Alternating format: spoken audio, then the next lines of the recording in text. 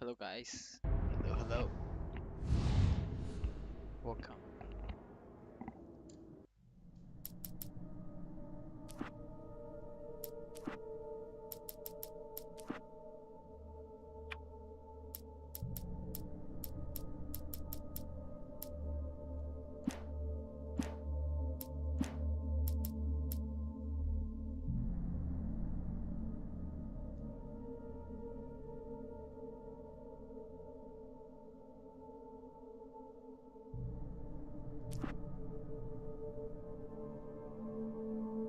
Previously on Alan Wake, Alice has been kidnapped. Alan, please help me. Alice? You'll do exactly what I say if you ever want to see your wife again. I can't tell anyone except my agent Barry. Damn it, Barry, they'll kill her! You're my best friend, and I'm worried that you're not right in the head. The ransom is a manuscript I supposedly wrote that's coming true before my eyes. It happened just the way it was on that page. So dark. I have found only a few scattered pages. I want the entire manuscript. The deadline is in 2 days. I found Mr. Wake's pages.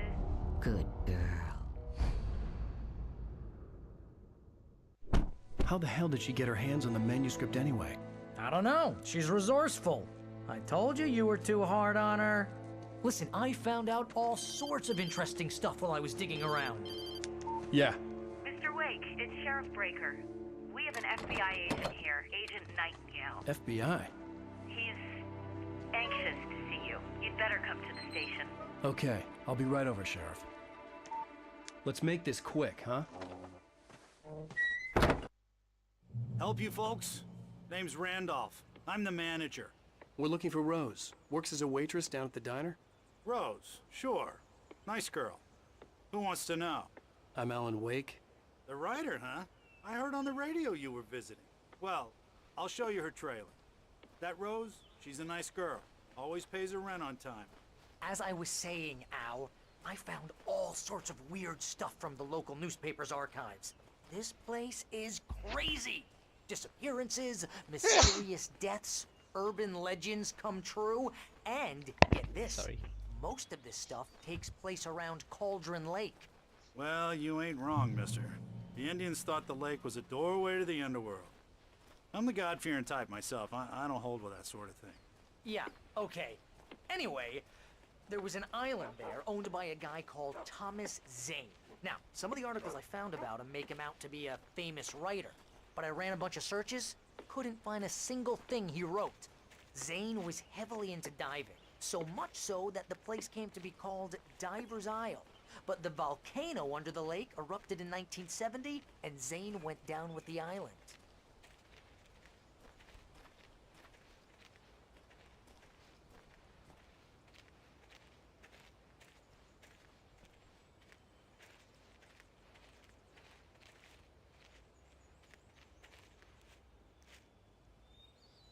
It gets better. A local girl, Barbara Jagger, drowned in Cauldron Lake just a week earlier.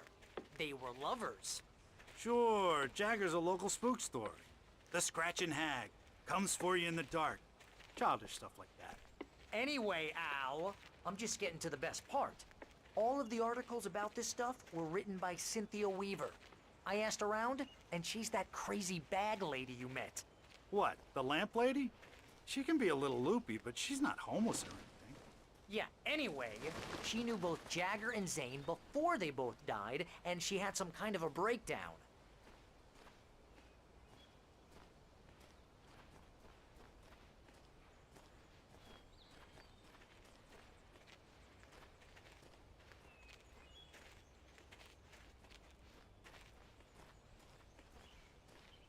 Well, mister, this here's Rose's trailer.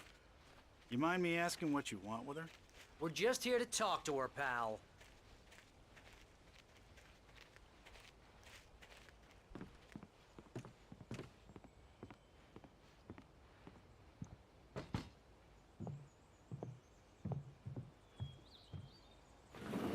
Welcome to... Oh dear, Mr. Wake. I'm so glad you're here. Rose, you have my manuscript? Oh. Oh yes. Yes. Please, come in. Hey, this is really good. Rose, Yes, my manuscript. I really need it. I understand. I know what you need. A muse to inspire you. Oh, for Barry. She doesn't have anything. Yeah, hey, Al? Al, what's... Oh... Barry! What? What?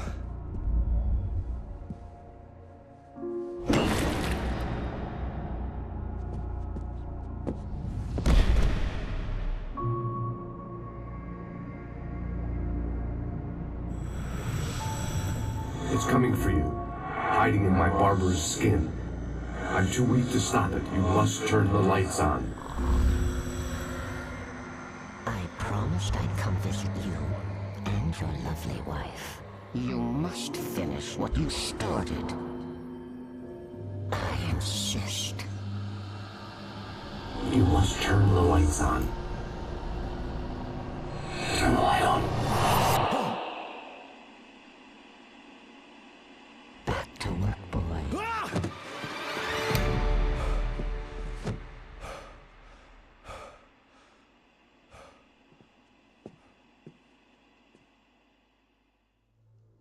I felt nauseous, hungover. Only anger kept me going. I can't tell reality from dream anymore, but it seems I have an imaginary editor to help me. She's an old woman in a funeral dress. I call her Barbara Jagger. She's very strict. I'm writing faster and faster. My manuscript is being heavily revised. The edits are getting very aggressive, and each day there's less of me and more of her. I hate it, but I know she's right. She promises me I can save Alice this way. She knows more of this than I do. About the complex incantation I'm attempting. About this place. She's worked with another writer under similar circumstances, Thomas Zane. The genre of the story seems to be shifting. It's turning into a horror story. I'm getting close. I can feel it. Rose took a day from me. I had less than 12 hours left to meet the kidnapper. All I could do was get Barry into the car, work something out once I got on the road. Barry was out of it. He was way too heavy to carry. You're right. I deserve more money. I'm so handsome. Welcome to the Oh Dear Diner. What can I get you today? Coffee? I couldn't work up much hate for Rose. Something had used her to get to me and left its mark. First refill is free. Milk and sugar on the counter there. My gun and flashlight were gone. I'd have to find a way to get Barry into the car as quickly as possible. There was no time to waste. Get to the car.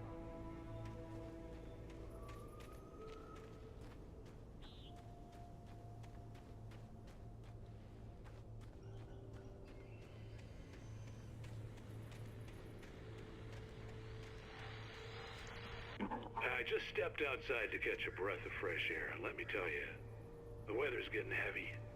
Nights like this make me especially glad I'm here talking to you and not home in bed. Once the weather takes a turn like this, I can't sleep at all.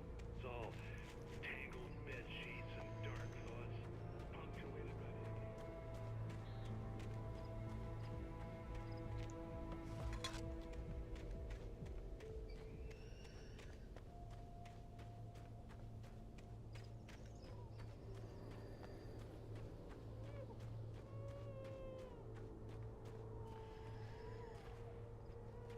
Oh, you're gonna get it now. God knows what you've done to that poor girl. This is Agent Nightingale, FBI! Get him up, Hemingway! You're under arrest! You move a muscle, I'll unload right in your goddamn face! Stay right where you are, Slane!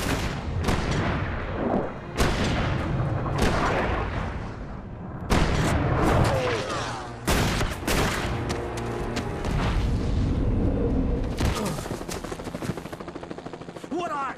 I'm standing right here, you goddamn maniac!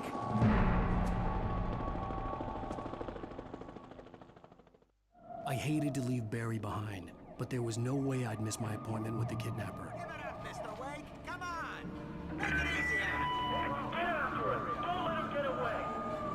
Move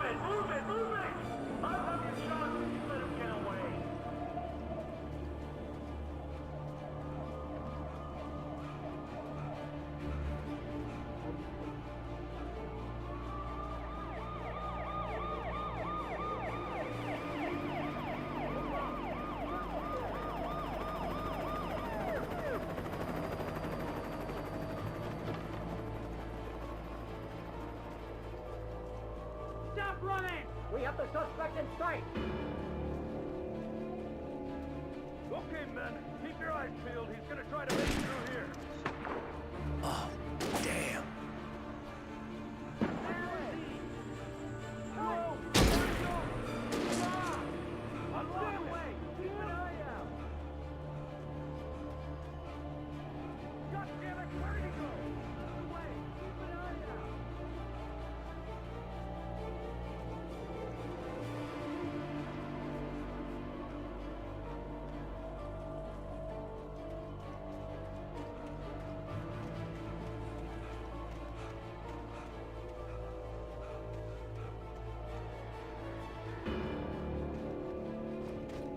He's gone. Come on, guys. We need to head him off.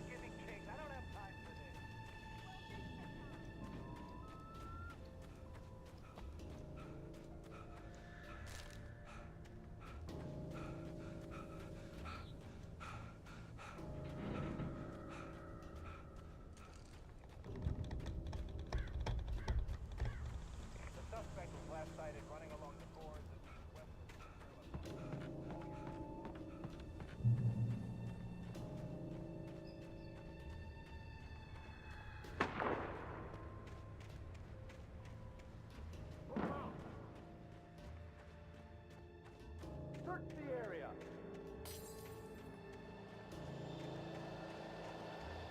Stay sharp. This way. Over here.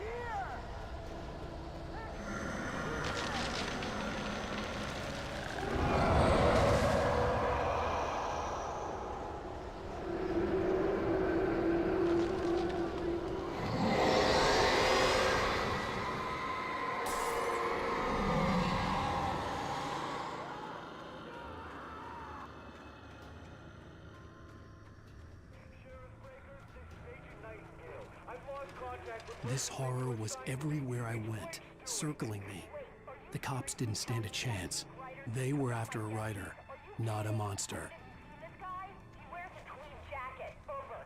He's the guy we're chasing. If it's not him, who then?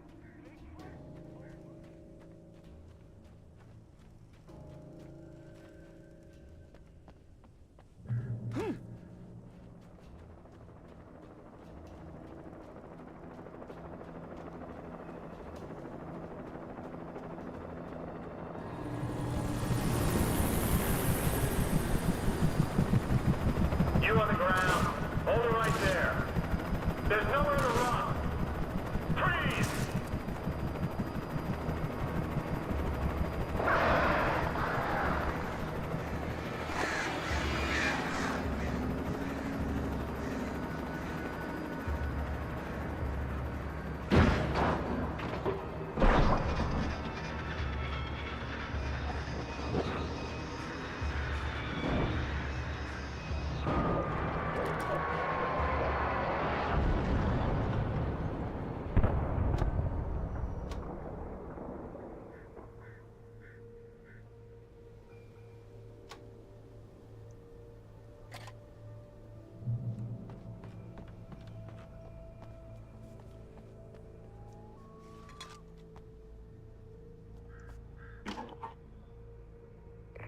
This is James. Mulligan, Thornton, come in. Over. Thornton here. James, we got both Wheeler and Rose in custody. They didn't put up a fight or anything. Why, they were... Hey, what are you doing? Come on. Sit down and give me that. James, Mulligan here. Over. Go ahead, Mulligan. Over. We got Wheeler and Rose here. Wheeler's drunk or hopped up on something. Speaking of which, that Fed had a pretty distinctive whiff of Otis Scotch about him, if you know what I mean. Over. I don't have anything on that, Deputy Mulligan. Over. Well, whatever. Anyway, Rose is just being plain weird here. You better get Doc in to take a look at both. Over. Gotcha. You better get them here quickly. The, Fed's gonna want to interview Wheeler. Over. Oh, yeah, I bet he does. Looks like they have a lot in common.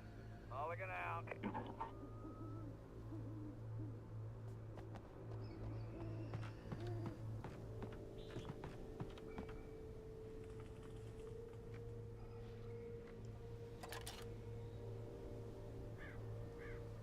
I could see the lights of the radio station in the distance.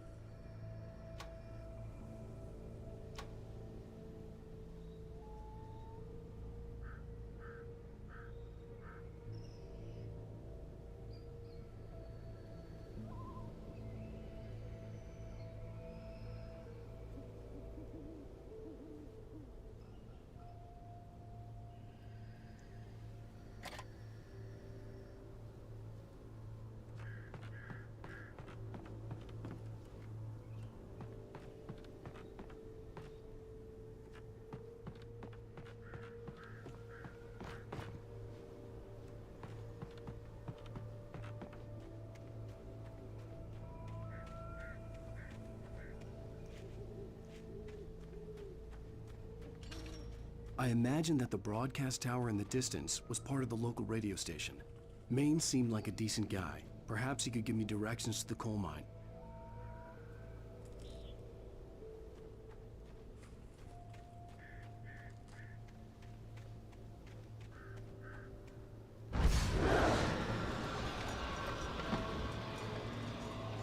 Unnatural shadows clung to the gate. The darkness that was after me was trying to stop me. I wouldn't get through without a light.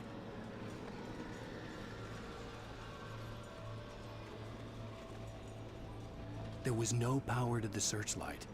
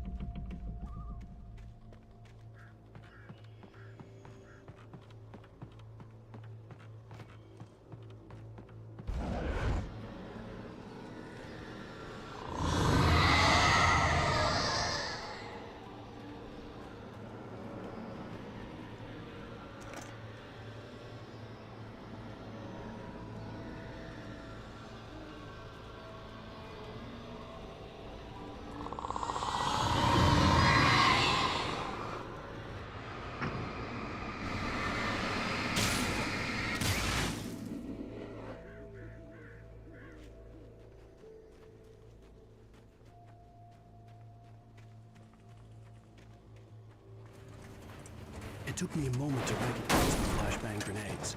They were an ideal weapon for my situation. Team 1, come in. Over. Team 1, this is Sheriff Breaker. Report. Over. Team 2, come in. I need a report. Over. Come on, guys. Talk to me. Come in, please. Over.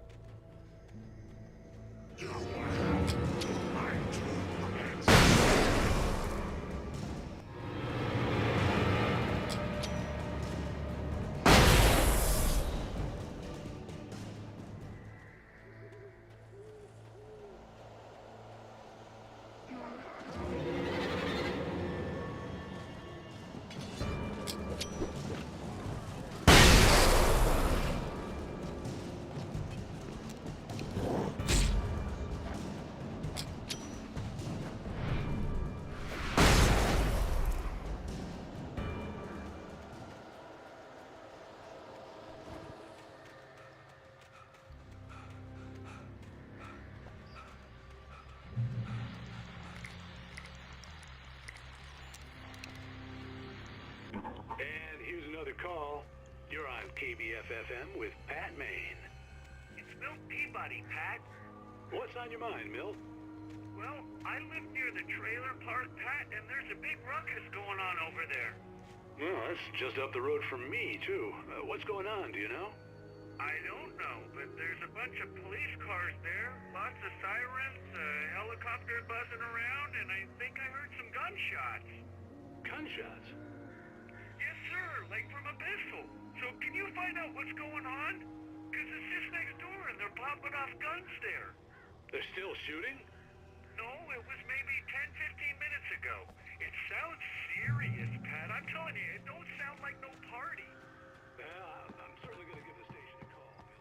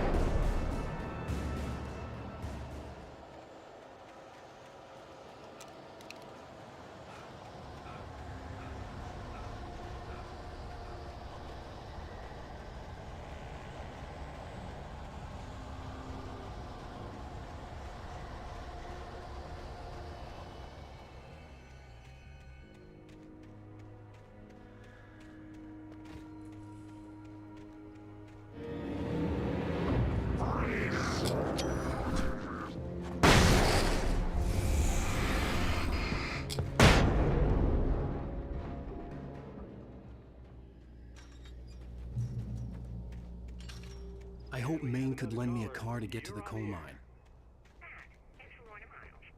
Oh, why, hello, Lorna. What do you have for us?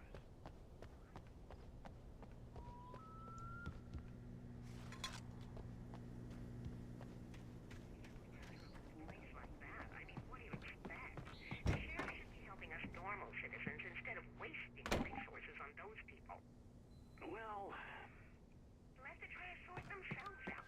I'm sorry, but my granddaddy settled in Bright Falls in 1911.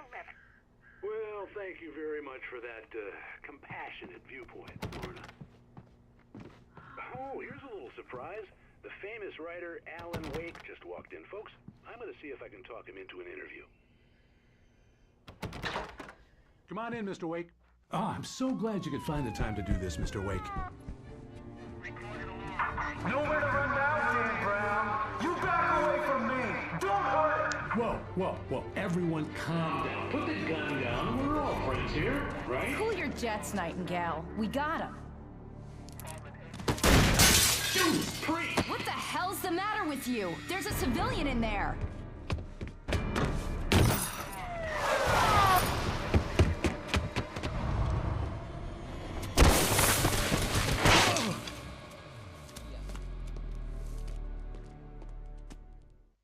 I'll get you yet, even if it kills me. You hear me? You hear me, H.P. Lovecraft? I had fallen off so many cliffs it was ridiculous. That's what you get for naming a book The Sudden Stop. It was probably good I hadn't had the chance to tell Maine where I was going. I'd have to lose the cops and find my own way to the mine.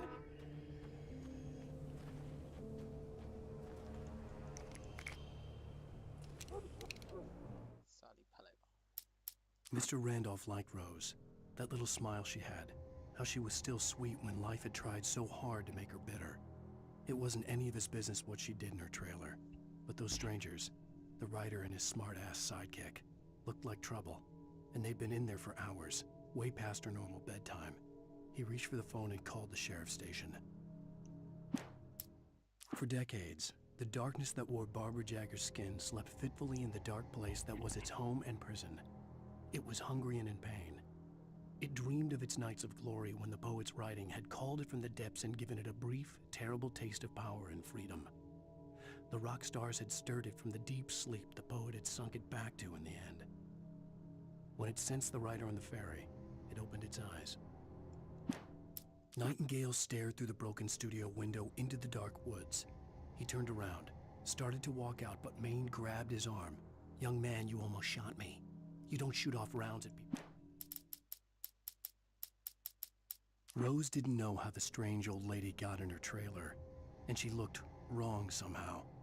The woman showed her teeth in an approximation of a smile and traced a finger down Rose's cheek. Pretty.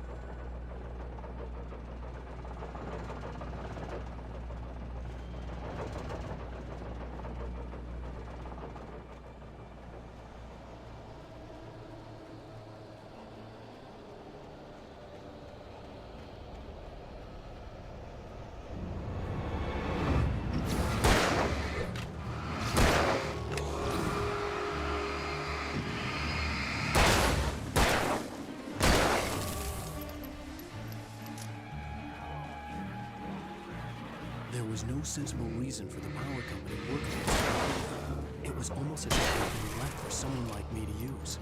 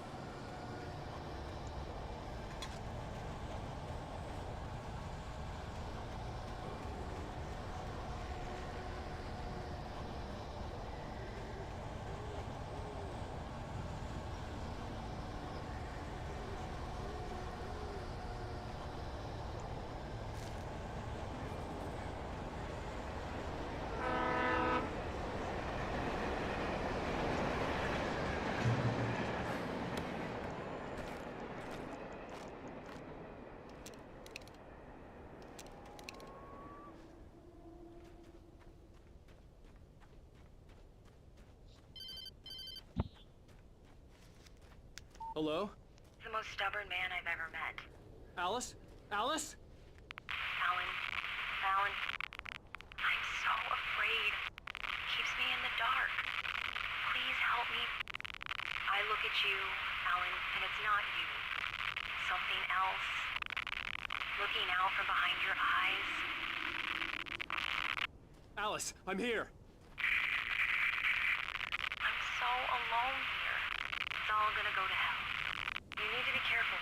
Cooperate. The connection had been terrible, but that wasn't the only thing that hadn't been right with the call. She sounded wrong somehow, but she had called me.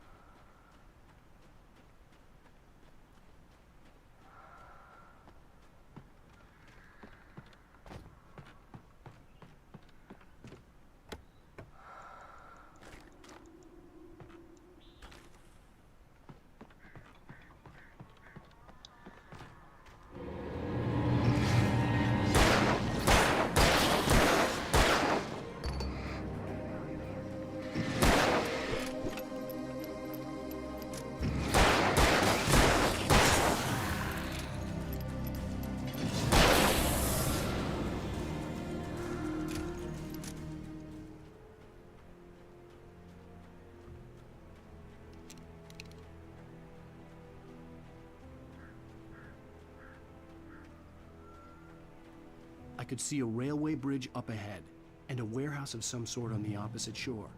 I hoped I could find a car from there. Yes, yeah.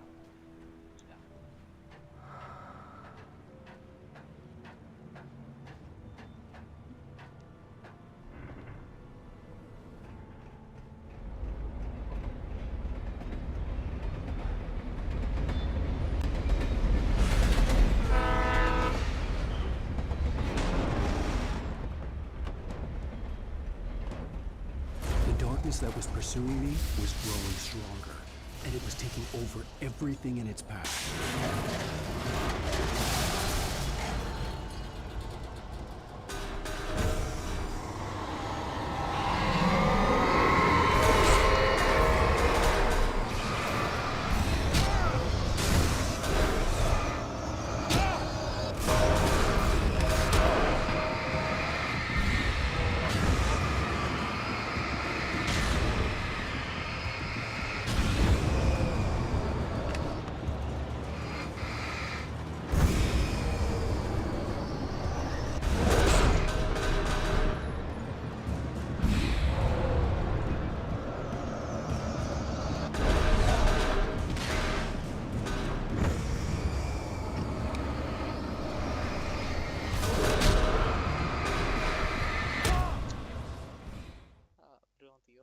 On the opposite shore.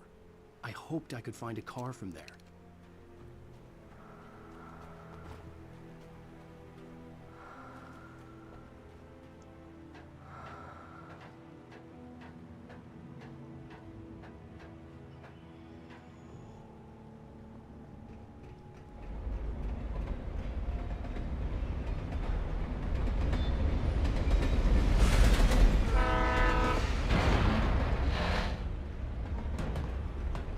The darkness that was pursuing me was growing stronger, and it was taking over everything in its path.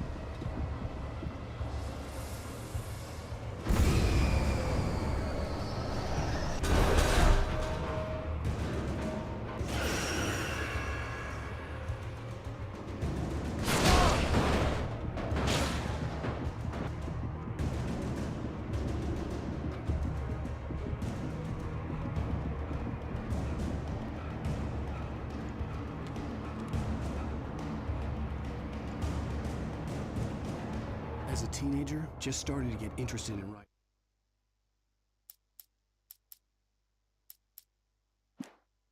Stephen King had been a source of inspiration to me.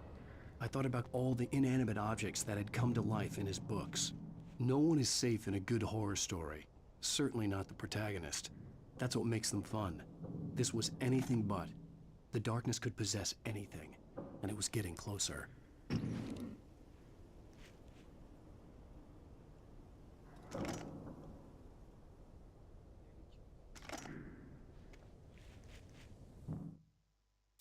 Sarah trusted her gut, and her gut said Agent Nightingale was an asshole.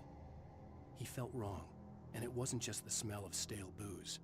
It was in the way he flashed his badge, pulled rank, the look in his eyes when he wanted answers. Where was Alan Wake? What was this about an accident? Where was his wife? And most importantly, why did she let Wake go? The pipe wrenched itself loose from the bridge's steel framework. Wrapped in darkness, it floated in midair, twitching.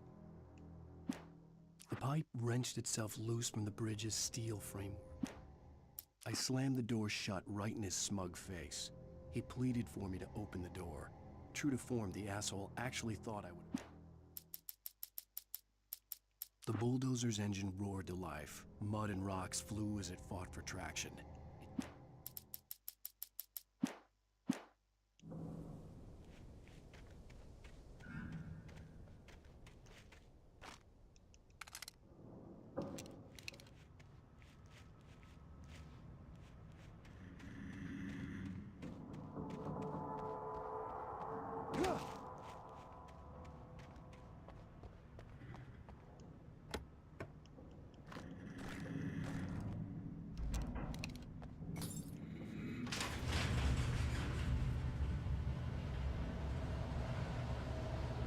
Did you call 911?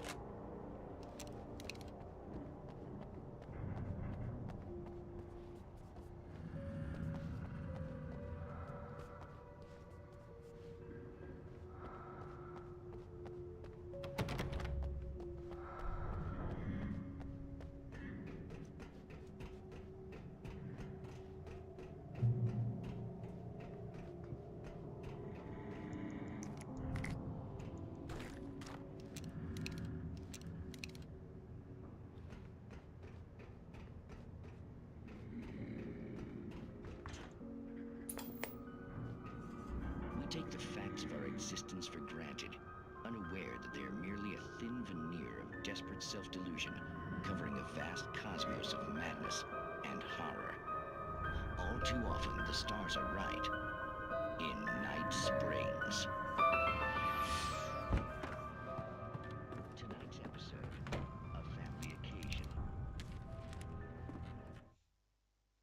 darkness surged towards me, sucking everything loose from the ground into its depths, tugging at my clothes. I saw the flare the kidnapper. Journalist Alvin Durl's trip to study the local customs of an insular community of Nice Springs has been less than successful.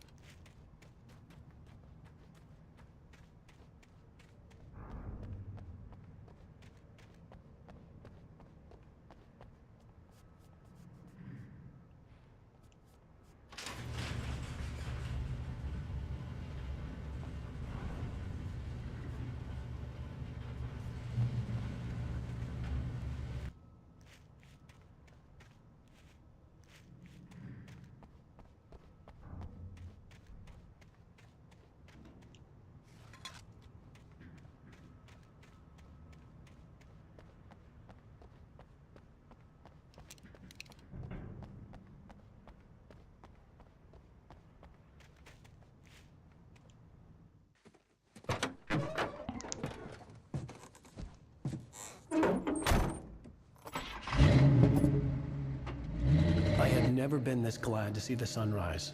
I had a couple of hours to get to the coal mine.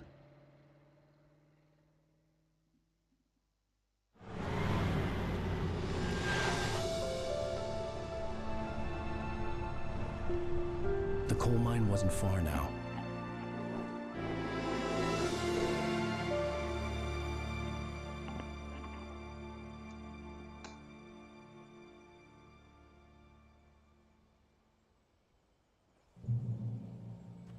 Today, I would meet the kidnapper, and he would give me Alice. I wouldn't give him any other choice. A drowning man will clutch at a straw.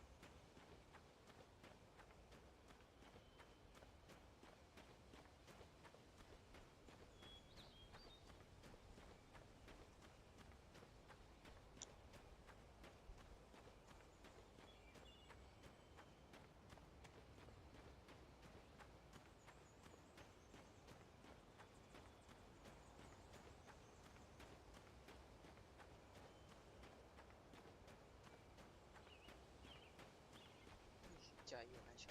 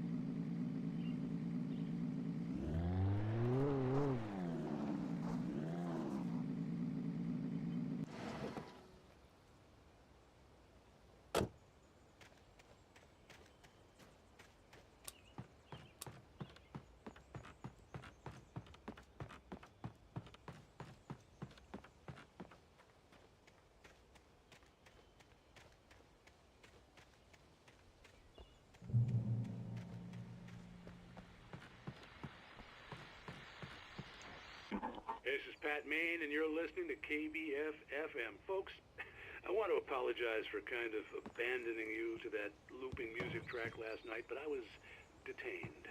You see, I encountered a big shot G-man with an itchy trigger finger who could use a lesson in manners and a boot in the ass. Not necessarily in that order either. Now, folks, I know I'm not being very informative here, and I apologize for that. I really should just keep quiet, but I'm just so peeved right now, because some people just shouldn't.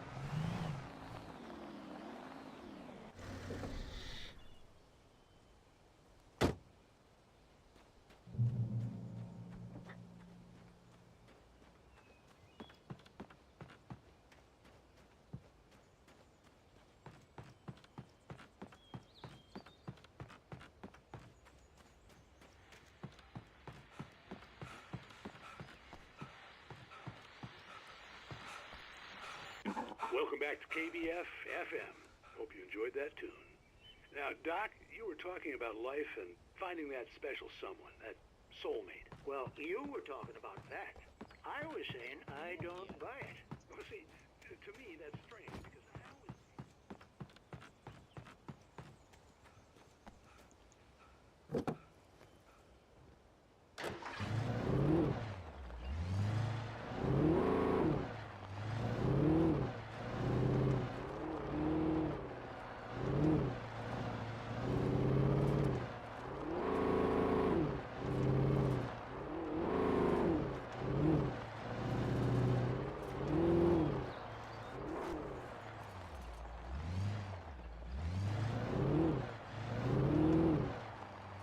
I was early. I was supposed to meet the kidnapper at noon in the main building. The coal mine was quiet. It was a museum now.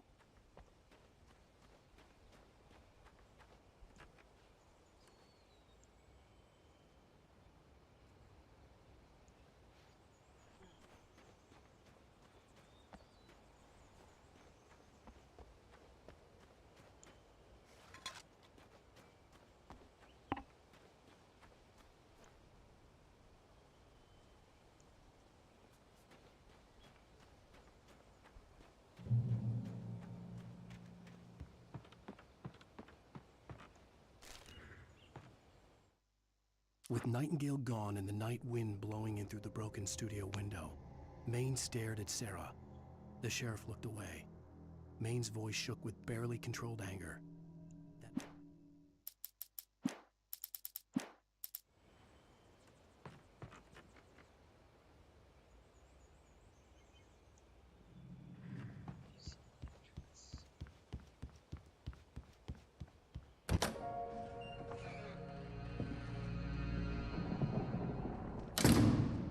I didn't want to go outside.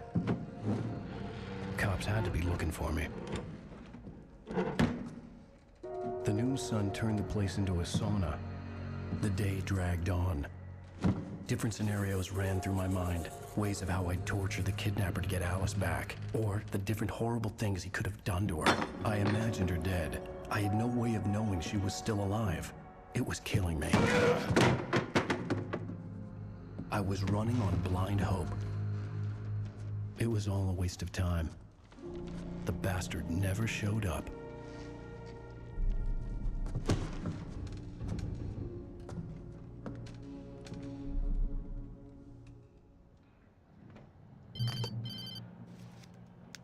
Wait. Where the hell are you? Change of plans. You know where Mirror Peak is? It's a big mountain north of where you are. You follow the path from the mine, you can't miss it. There's a lookout point there. I'll be waiting. I'm through being jerked around by You you. want to see your wife alive? Because if you do, you better watch what you say to me. Do we understand each other? I want to talk to Alice.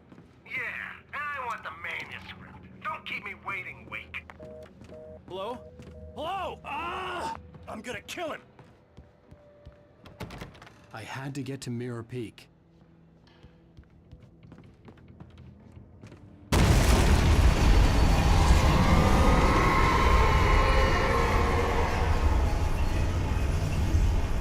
It was close.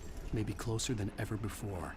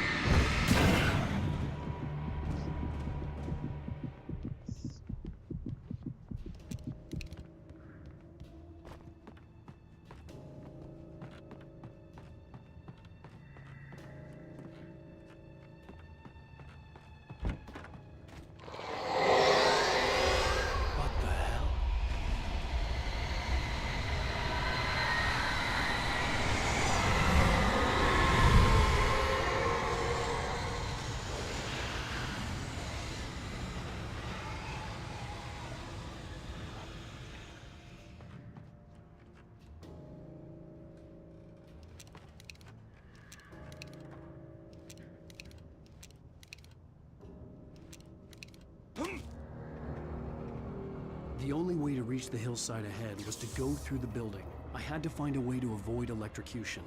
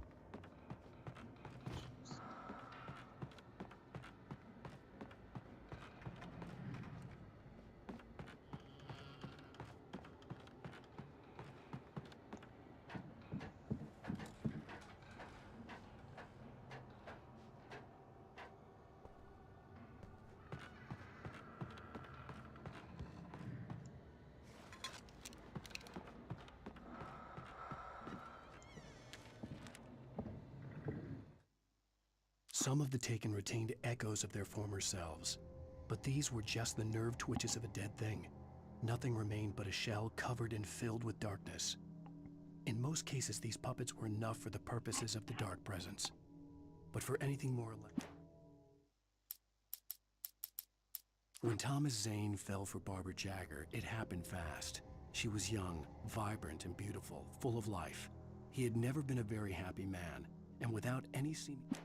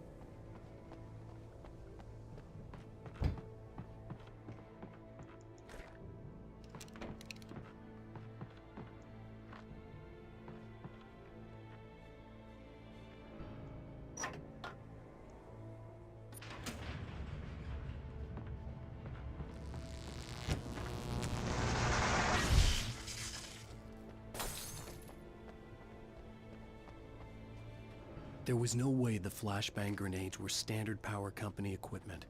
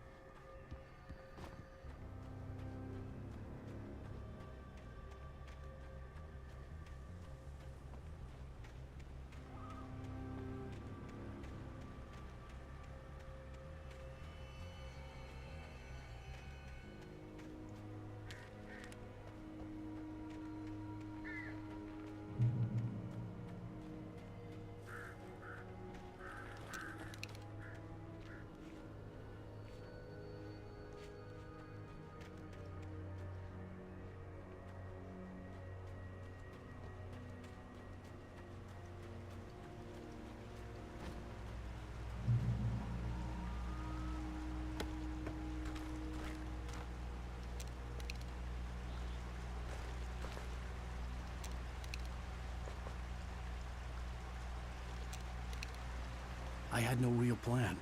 I was going to give the kidnapper all the manuscript pages I had for Alice. If that wasn't enough, I'd hold him at gunpoint and make him talk.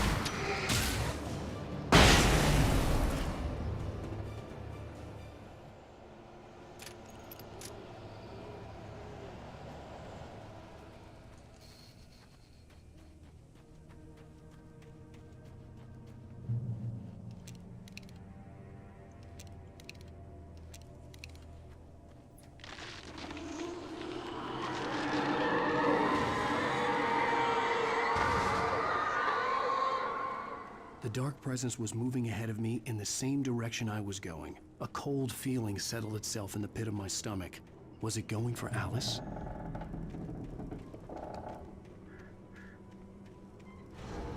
The graveyard shift may cause cancer.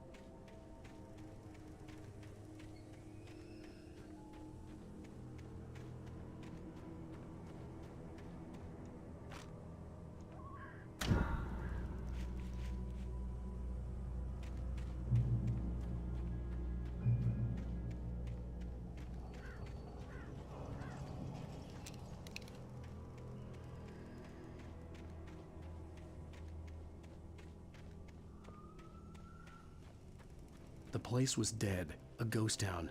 Had been for decades, maybe a century.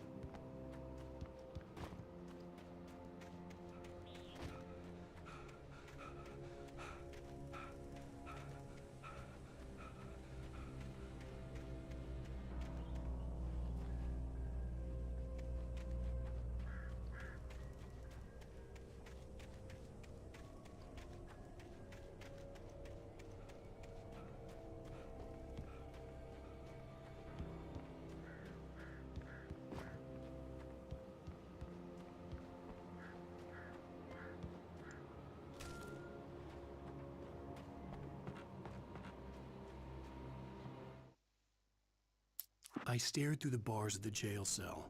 Barry stood behind me, swaying on his feet, looking as ill as I felt. Agent Nightingale stood on the other side of the bars with Sheriff Breaker. Things were never as simple in real life as in fiction. I had lost count of the times I had wished there'd be a clear reason for my writer's block. Something to fight, something to lash out on. There wasn't. I was filled with doubt.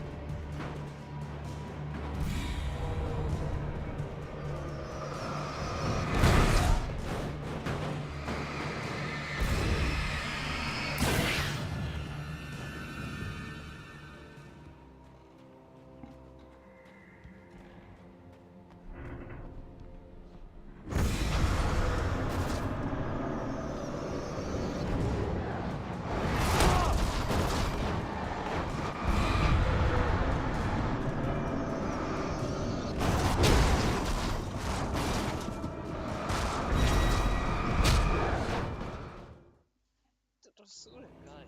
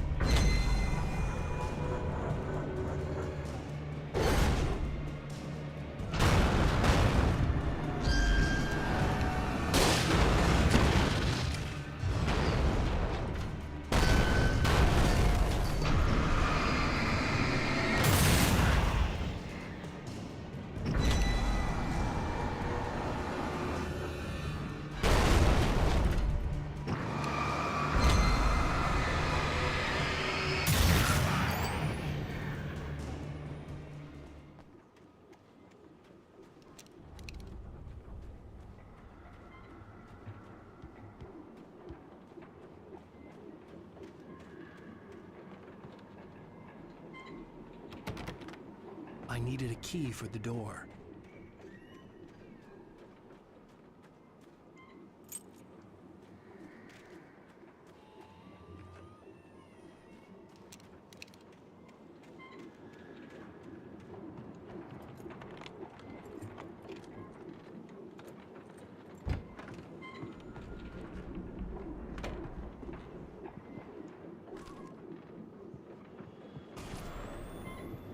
Anything outside of riding is a struggle.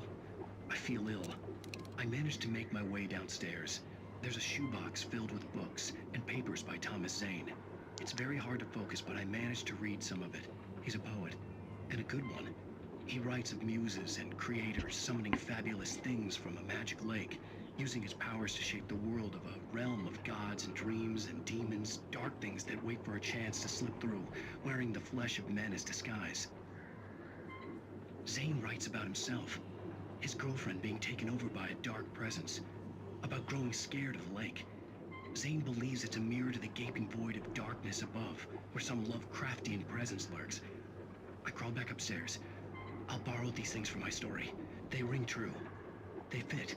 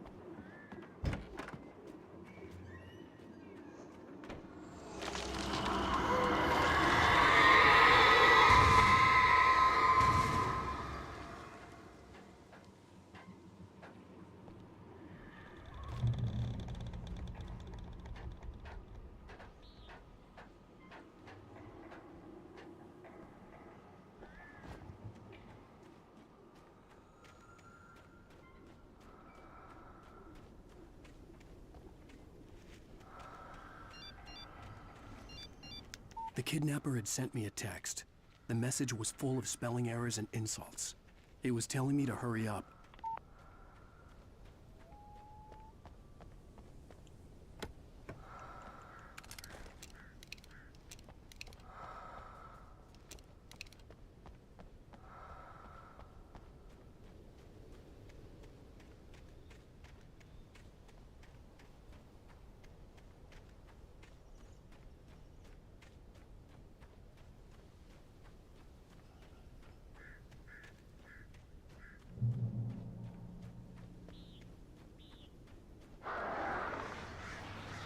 Birds.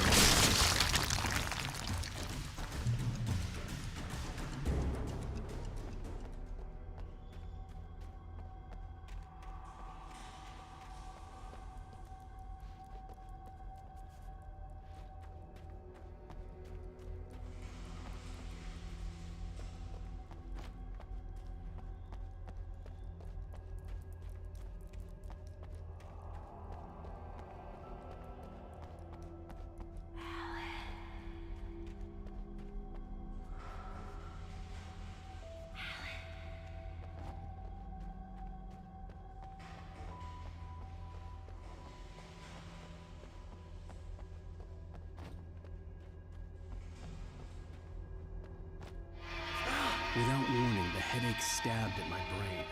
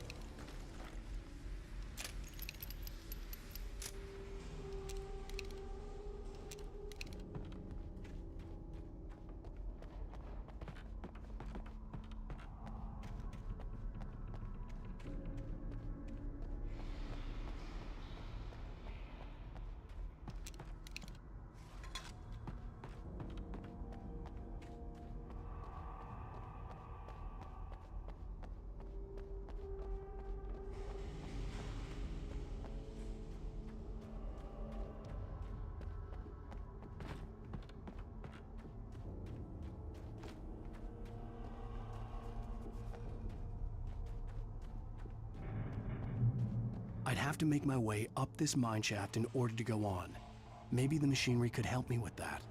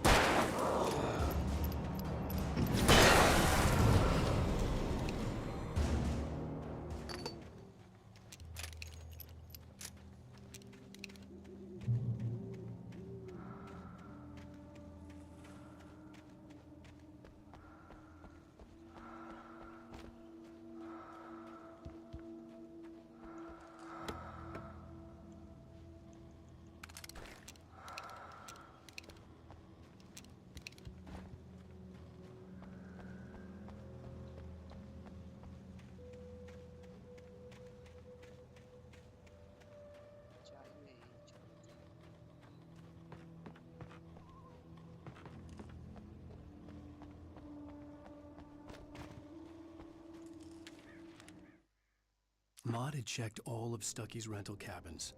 There had been no sign of the Wakes. It was dark when he'd found their car parked at the end of the road by Cauldron Lake. It made no sense. They must have taken a wrong turn, but there was no sign of them, and the car had been there for hours already. Frustrated, Mott stood on the rotten ruin of the footbridge that had once led to Diver's Isle before it sank beneath the waves years ago. The boss wouldn't be happy.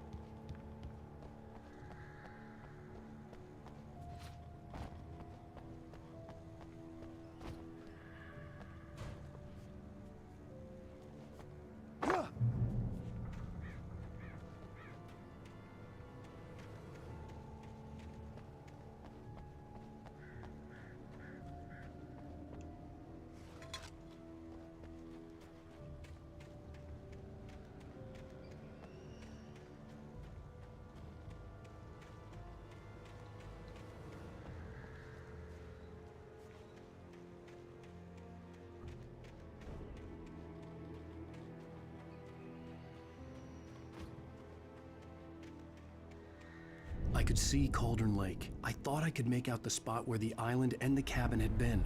There was a light near it. It had to be a boat.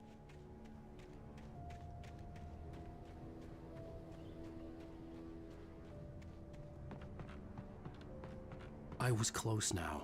I had to get there fast. I dreaded what I would find. Even behind the closed doors and curtains of his grimy room at the Majestic, the local motel, Nightingale could feel the locals' eyes on him, the unrelenting pressure of their judgment. He forced it out of his mind. For all he knew, they could all be under Wake's spell. I tried to hold on to Alice, but her form melted away. I was losing control. Dr. Hartman stood in her place. I wanted to hit him, but my arms were jelly. He smiled. It was a reassuring.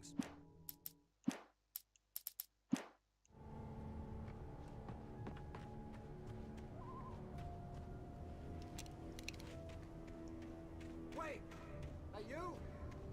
Wait! Hey, I'm here! I'm coming! No! Get away! Sorry. Please, wait! The boss didn't know who he was messing with. I didn't know. I swear I didn't know. We don't have his wife. We don't know where she is. She's probably drowned. We just said we had her.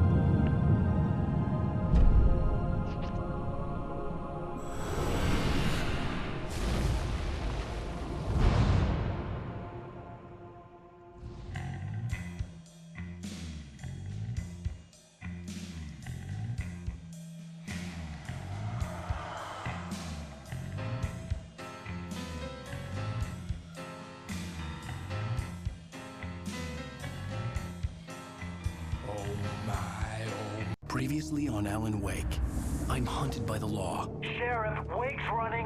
I'm giving chase. Are you seriously telling me that writer just took out my deputies? A thriller I supposedly wrote is coming true. The genre of the story seems to be shifting. It's turning into a horror story. I was told that Alice had been kidnapped, but that was a lie. We don't have his wife. We don't know where she is. Her purported kidnapper was eaten up by the dark presence before it attacked me.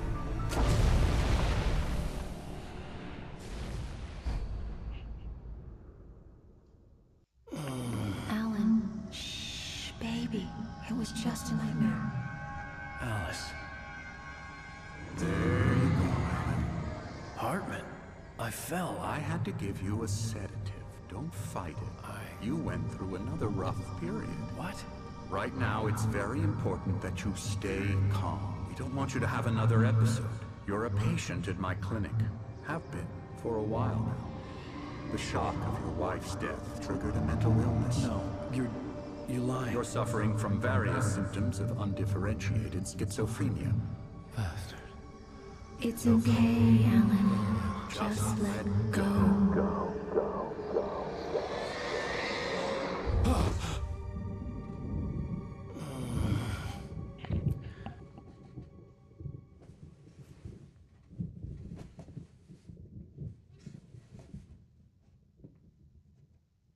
I felt groggy. Whatever Hartman had bumped in me was making me numb. I felt like this was happening to someone else. Someone I was watching on television. I couldn't think.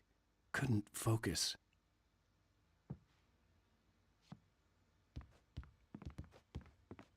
The door was locked. I was a prisoner here.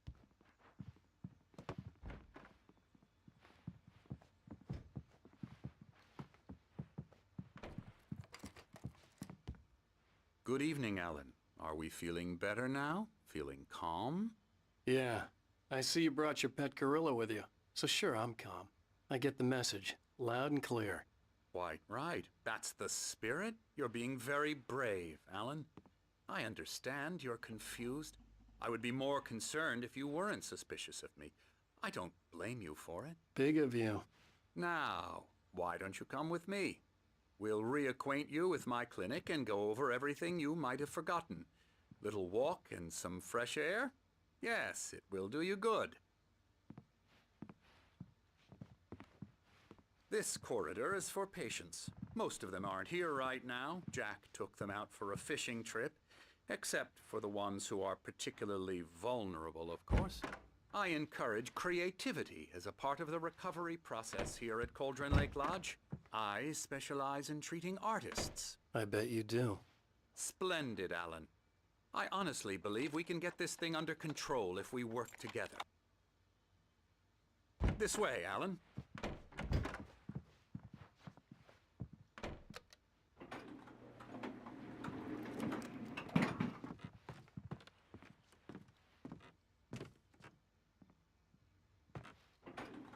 Now, Alan, from past experience with you, I know I need to get right into the heart of the matter as quickly as I can after an episode. So I'm just going to say this. Alice is dead. No. You're in a very vulnerable state until you understand and accept this. Alice drowned, and you couldn't face that. You're suffering from hallucinations, paranoid delusions, unusual thinking, an obsession about light and darkness, a feeling that everything revolves around you, your thoughts and dreams. Your mind has constructed an elaborate fantasy scenario in which your writings are affecting reality. She has been kidnapped, and supernatural forces of darkness are trying to stop you. We go this way, Alan. I wasn't ready for another shot, so I went along with it. He had to be lying. But under the influence of the drug he had given me, I had to fight not to believe his words. It's all in your head. You've been making it up. Apart from the tragic accident with your wife, no one has been killed. Your delusions are just a manifestation of your subconscious mind trying to protect you from the too painful truth. Unless we fight the fantasy, it will return. I know the instinct is to resist me, but think about it. Doesn't this make far more sense than the insane supernatural conspiracy you have concocted in your mind? You're a skeptic by nature, Alan. We both know this. Everything can be explained logically.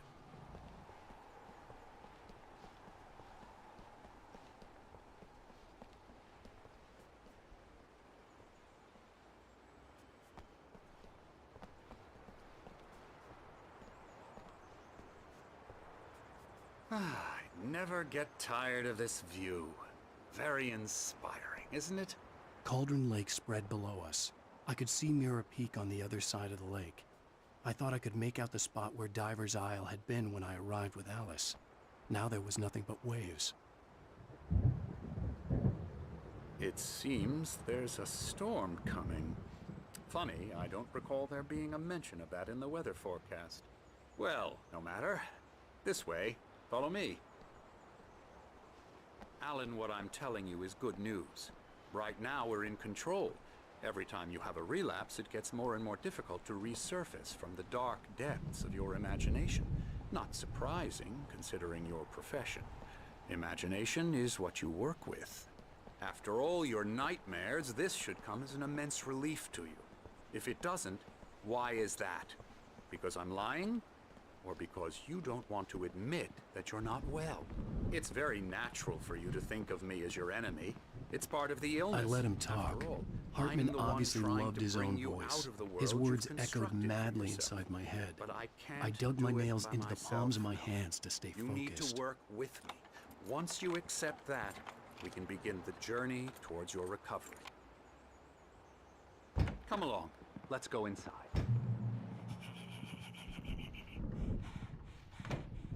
Here's the entrance to the office wing. That's for staff only. You were impressed by my trophies when you first arrived here. I do love to hunt. The great outdoors, Man versus nature. It's wonderful stuff. Pretty damn wonderful, yeah. Scary, scary, scary.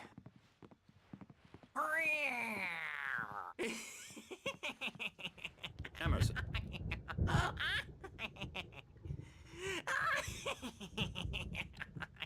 I'm a real bad dream, mister. You should be afraid of me. Don't want to run into me in the night, that's for sure. Please, Emerson. Mr. Wake is confused enough as it is.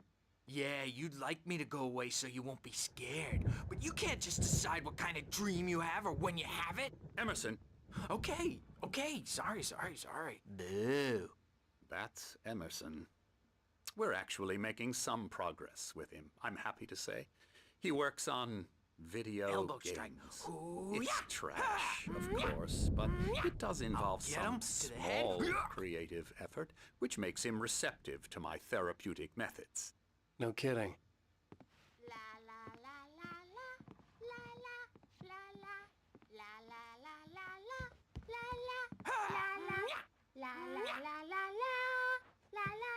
Come, Alan, this way. Now, you might have noticed the typewriter in your room. You've been writing as a part of the therapy. As soon as you feel up to it, you should continue.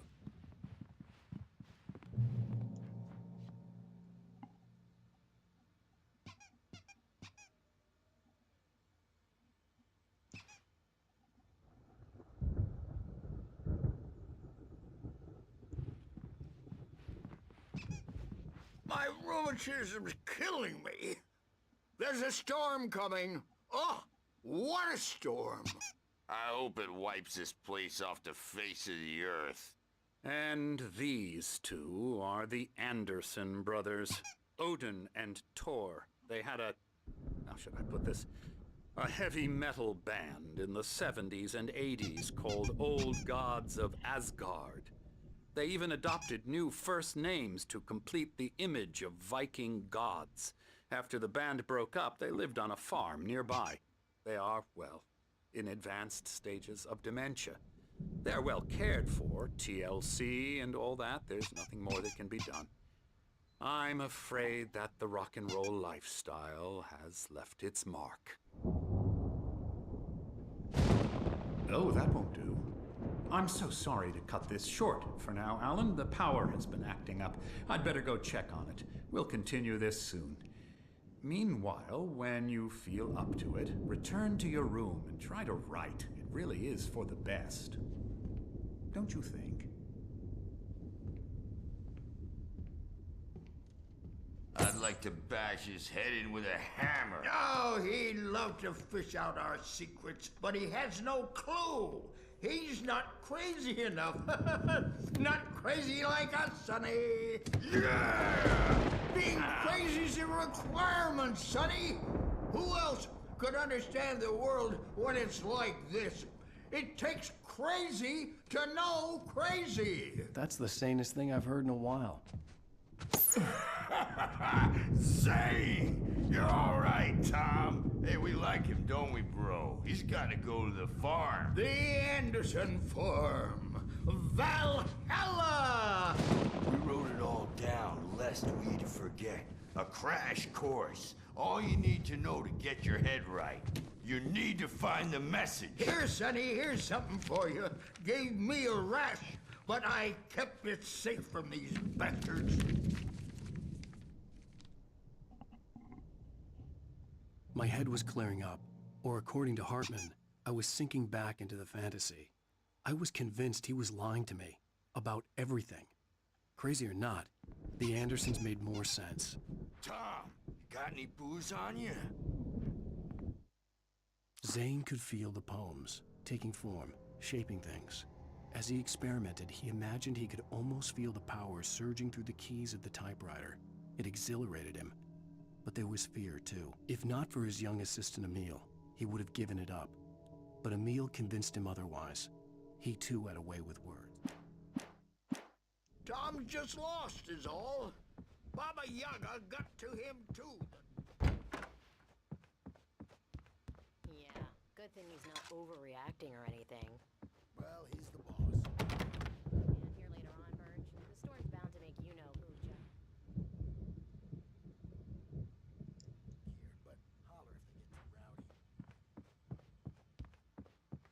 Hey, Wake, why don't you humor Dr. Hartman and give the writing a shot, huh? Typewriter's in your room.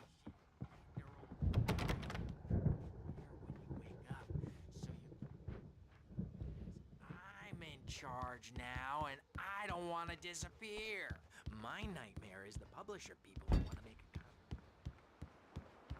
copy. Oh, hello. I've painted you. Okay. I was just struck by inspiration a couple of days ago. Dr. Hartman wanted me to paint landscapes, and that's what I was doing. But now I've been doing these things, a lot of them. The images just keep coming. Dr. Hartman likes them. In his office. Yeah? He's very proud of me. He says I'm getting much better.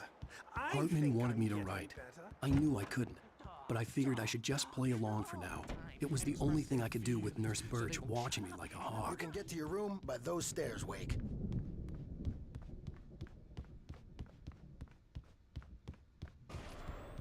Something's wrong. I'm not myself. It's hard to think that there's a shadow inside my head. I can only focus on writing. Everything else is a blur. I'm trapped in this cabin. Have been for days, but it's always dark outside. My editor is real. I saw her again. She's not human. It's not human. A dark presence is wearing the old woman's face. She was covered in clinging shadows. There's a hole in her chest where her heart should be. I think I've made a horrible mistake. I don't think I'm any closer to saving Alice. It's been lying to me, using me to get the story it wants, and the story will come true.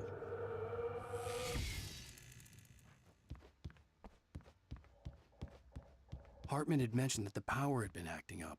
Maybe that was the reason for the generator and the work light on the balcony. The generator hadn't been activated, and there was no key.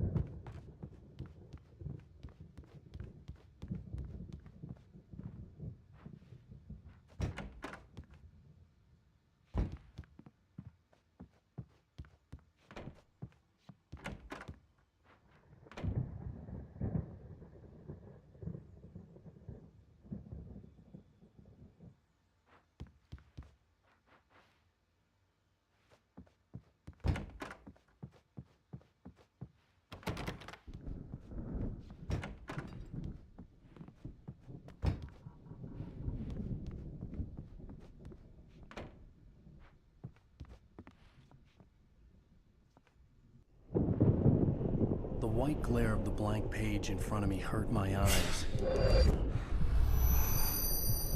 My hands began to shake uncontrollably. Everybody, calm down. Put that down. Bert, I need help. Hey, Wake, you stay here. I'm gonna go see what's up. You just keep doing what you're doing. Be cool, okay?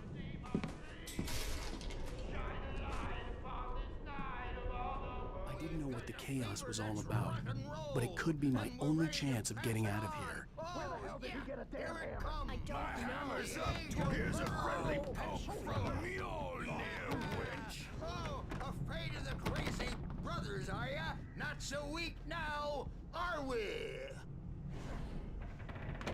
Well, things are unraveling fast, aren't they? Ha ha! Nah! Ah! Ha ha! It's my storm. I'm taking it. Hartman kept talking, giving Barry the grand tour, clearly proud of the place. He went on and on about his hunting trophies, and Barry was impressed. But he was here on business. He raised his voice, cut through the monologue. Hey, Hartman, where's Al? Hartman stopped in mid-sentence. We're on a comeback tour, baby! Sinclair looked bad. That wasn't a love tap. The crazy old fart hit her hard. If she was one of Hartman's goons, she had it coming. I could get the key to the office wing from Sinclair.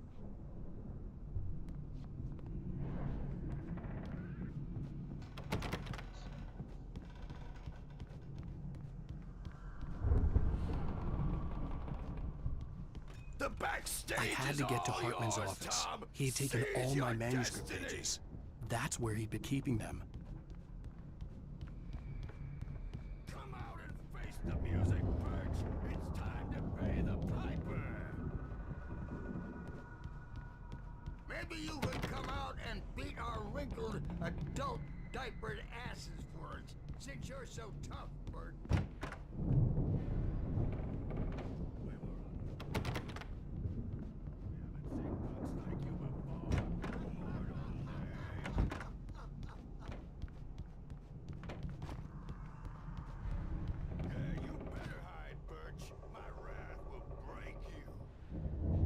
He's probably kidding, Birch. He's got a great sense of humor. Just ask Sinclair. The photo on the wall caught my attention. In it, the clinic staff was standing outside the lodge. I knew the man next to Hartman.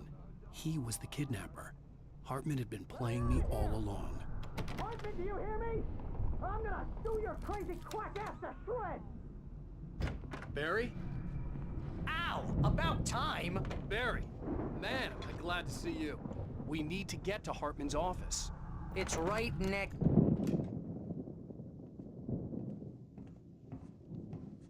These were all the pages I had on me. And more.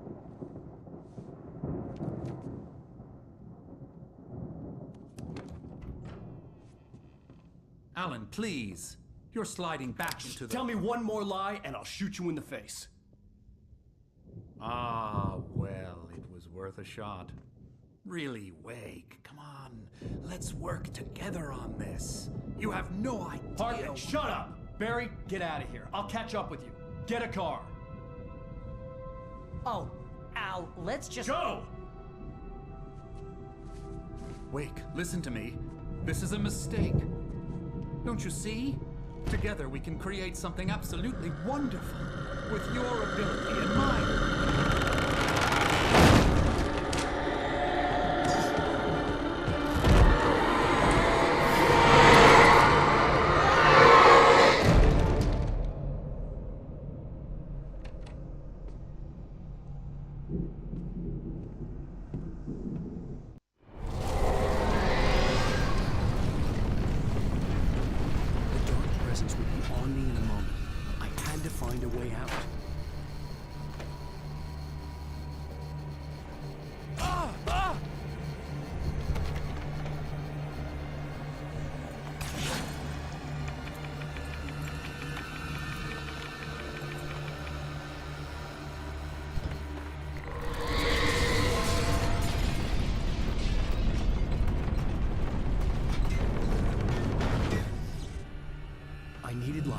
Possessed bookshelves out of my way.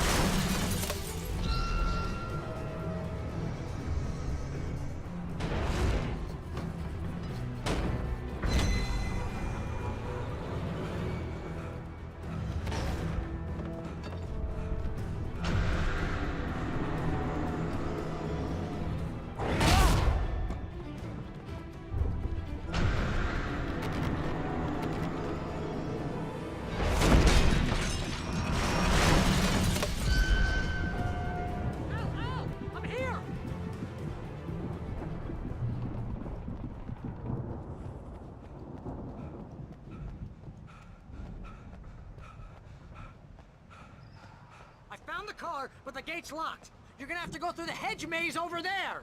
Barry, I don't have a light. Take this, Al. Oh, God!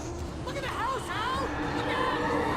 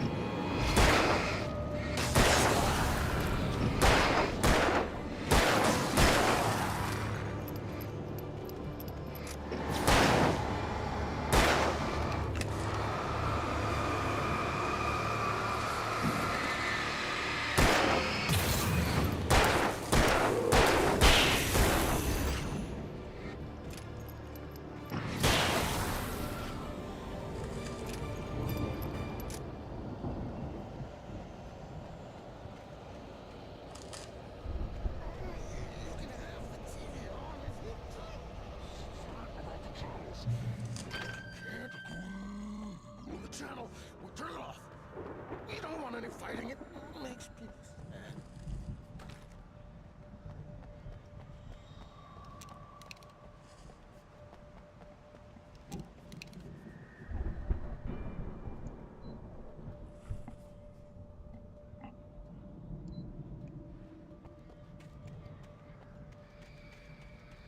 You get 2 pills in the morning, and then you'll be nice and calm all day long.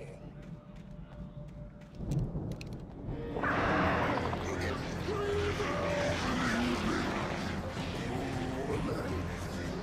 you'll sleep like a baby.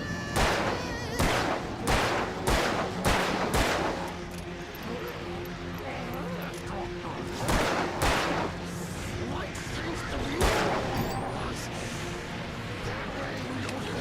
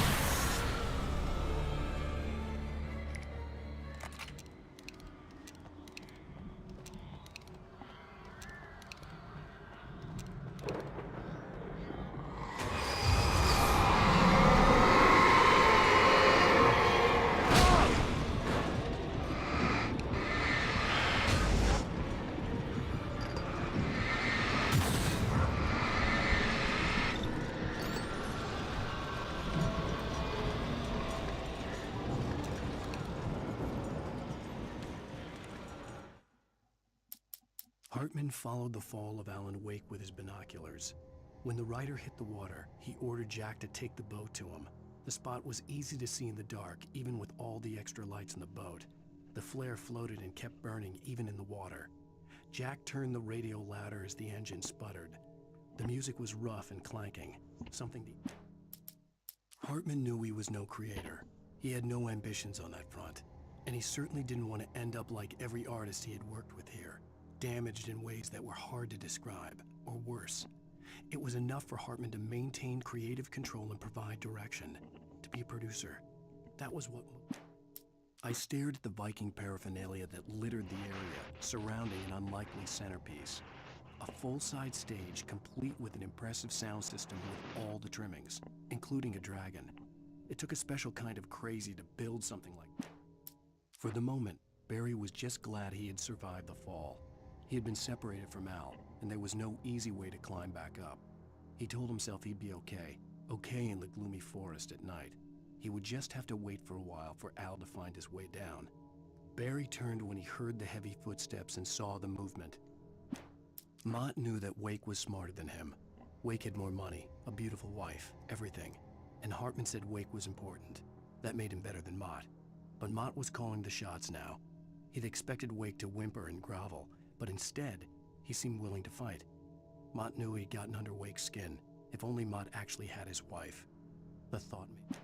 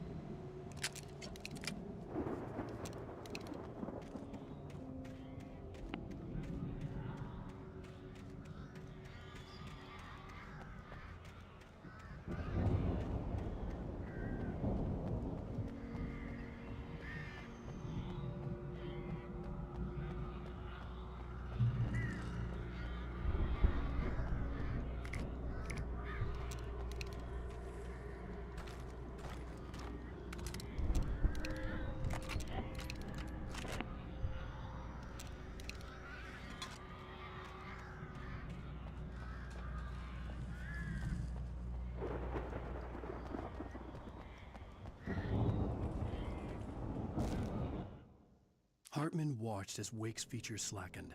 The man was bullheaded, no doubt. Even lying on the bed, he'd almost broken Hartman's nose the second time.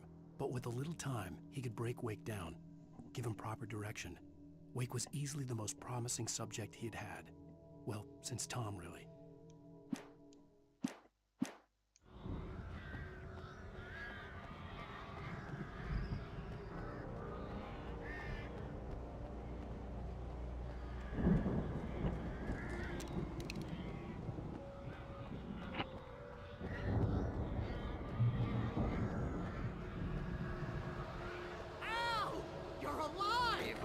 Let's get out of here. Can you open this gate? Maybe. Barry.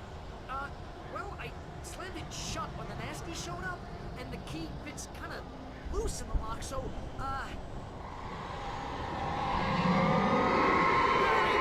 I'll find it. Don't worry about it.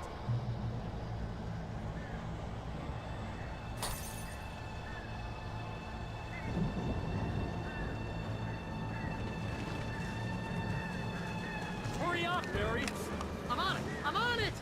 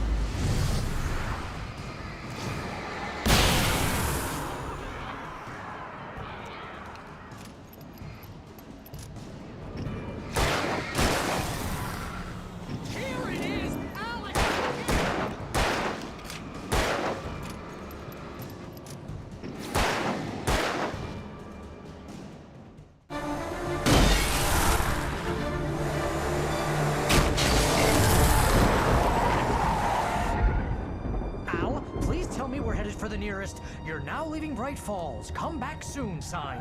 We're going to the Anderson farm. I knew you were gonna say something like that. You know what? You owe me big time for this. When this is through, if we make it, I don't care what anybody says, I'm done with darkness. You're gonna buy me a tanning bed as a gift, and I'm gonna live in it.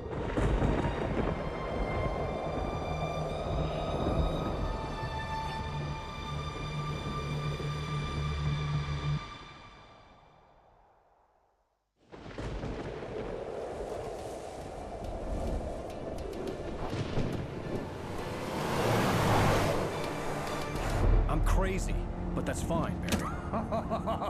Oh, you got that right, Al. You're barking mad. You are by far the craziest. But maybe that's inevitable when you deal with crazy stuff like this. It helps. This is happening, Barry. Alice, they never had Alice. She's trapped in the darkness at the bottom of the lake, but she's not dead. Al, how can you know that? I know, Barry. I can... Al, No, listen. I can bring her back. I can find her. There's something special about this place. The lake, it does something to the works of art created here. It makes them come true. But there's a catch. The dark presence, whatever that thing is, twists it to its own ends. That's why all of this is happening. It's using my manuscript to take over everything. Al, I believe you. It happened to Thomas Zane before, it happened to the Andersons. I believe you. Crazy or not, you're not delusional. Weird shit's going down. That's a fact. I'm on board, man. I'm with you. The Andersons knew about it, but they were too far gone to tell me with all the drugs they were on. But they wrote it down. There's a message somewhere at their farm, Barry. We just need to find it. Look out!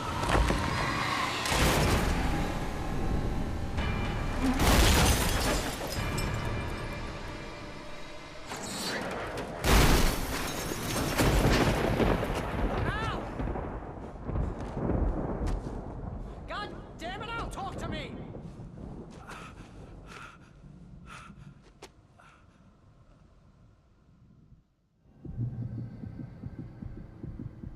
I had lost my gun in the crash.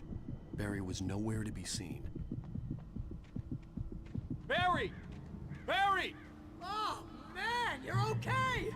Jeez, it's good to hear your voice! I was trying to get out of the car, but the ground gave way. Man, what a drop! Don't worry, your cutout is fine. Forget that! Are you okay? I hit some bushes, didn't get a scratch. There's no way you can climb down, though. It's like a sheer wall. Al, there's something moving down here! Barry, it's a taken! Use a flare, Barry! Yeah! Barry, are you all right? I'm good, Al. I'm great. Guess you never messed with anyone from New York City before, huh? You're gonna have to find your way around to the farm, Al. I'll be waiting. Barry, just wait for me, okay? Al, I'm not staying here. It's suicide. I'm going to the farm. I'm gonna go ahead and secure the area.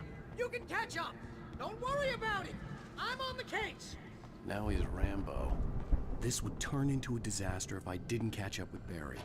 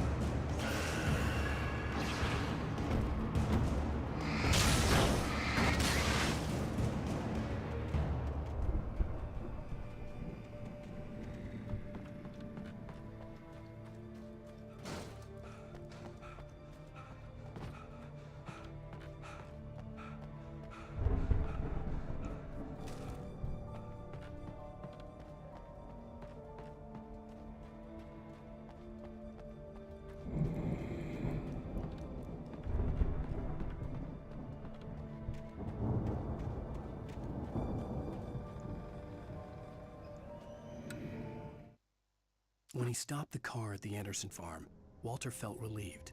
Oblivion was close at hand. The brothers wouldn't miss a jar of moonshine or two in the booby hatch. But then he saw the man.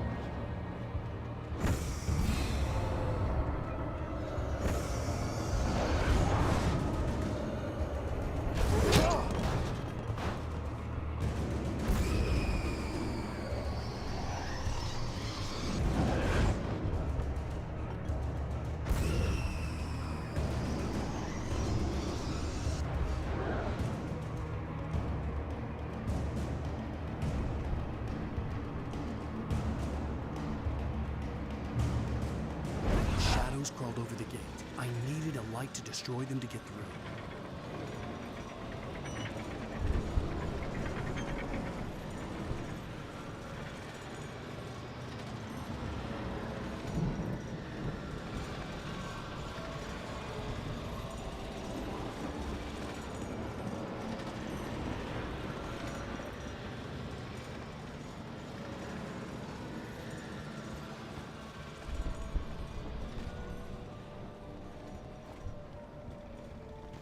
I hoped there'd still be a working generator somewhere around here to power up the old lights by the gate.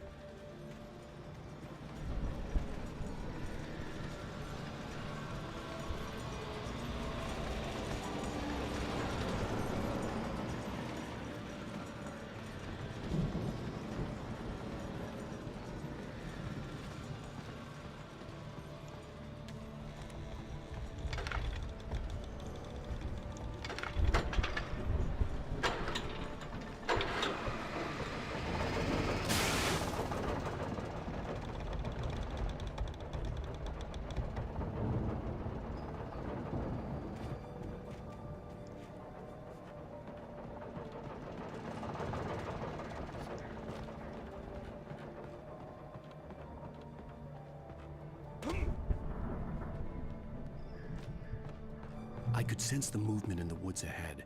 Facing the enemy without a weapon was dangerous, but I had no choice.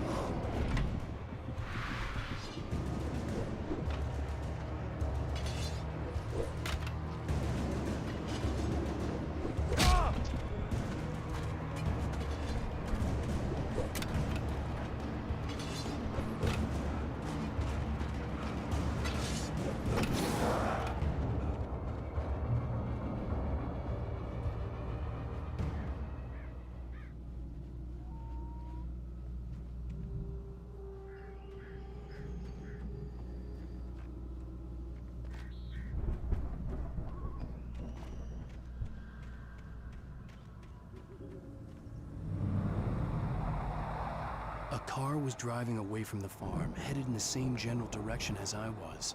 For all I knew, it was Barry, caught in the consequences of leaping before looking.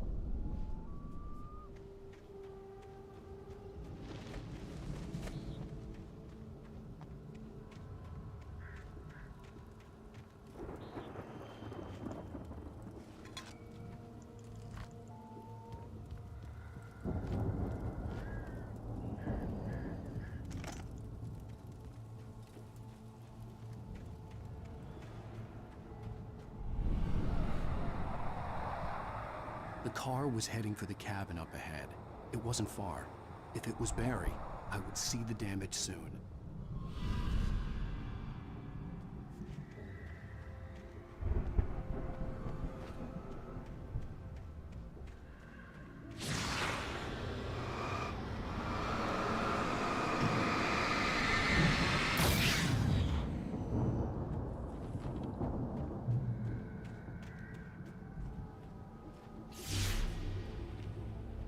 I'm trying to deliver each page to the right time and place.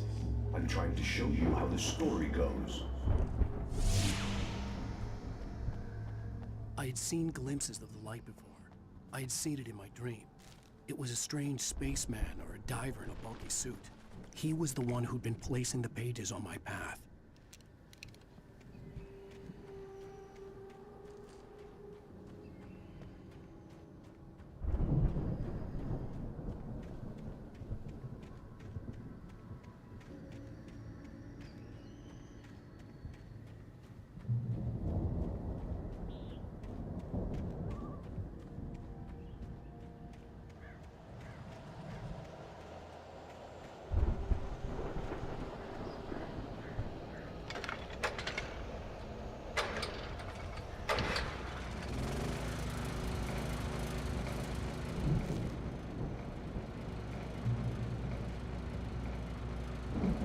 Someone had left a gun behind.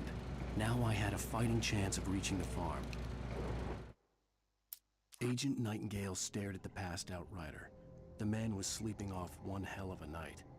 Nightingale felt a stab of envy at Wake's oblivion, but he had a job to do. He put the gun to Wake's head and almost became a murderer. His hand shook and his throat felt tight and dry. Biting his teeth, he tried again to pull the trigger. The storm raged on as the Anderson brothers walked unsteadily away from the clinic with the other patients in tow, knowing that this time they wouldn't return. The darkness around them seethed with horrors, but Tor and Odin were unafraid. The dark presence followed the choreography laid out to it in the manuscript, growing stronger and stronger, moving like a storm from one scene of destruction to the next. But it was still bound to follow the story and...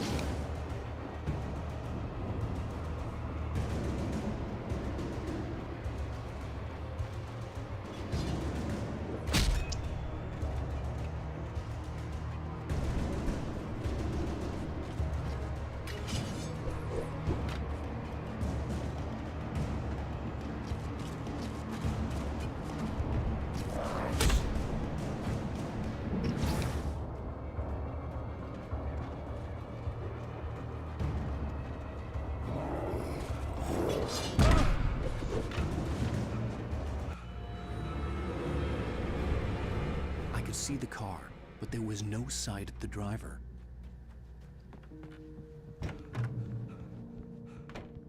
Hello? Anybody here? Barry!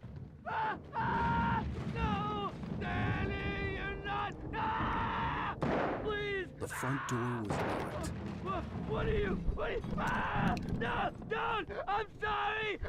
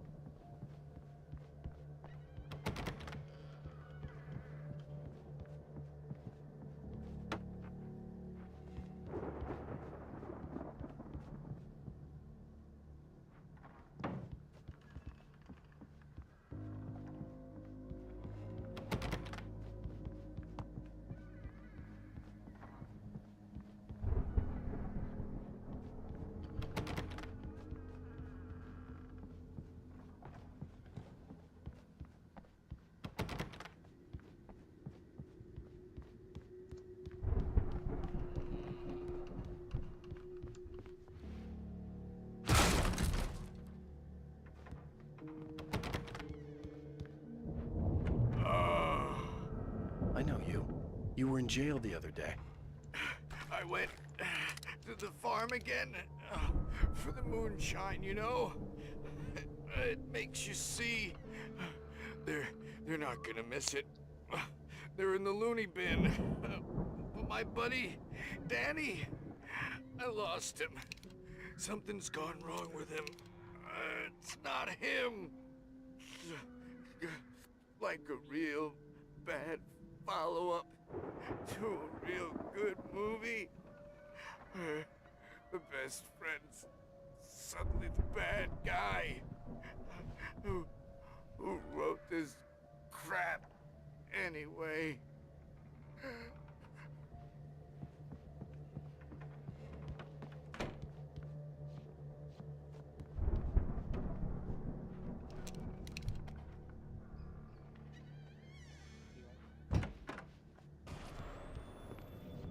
I've run through every possible course in my head.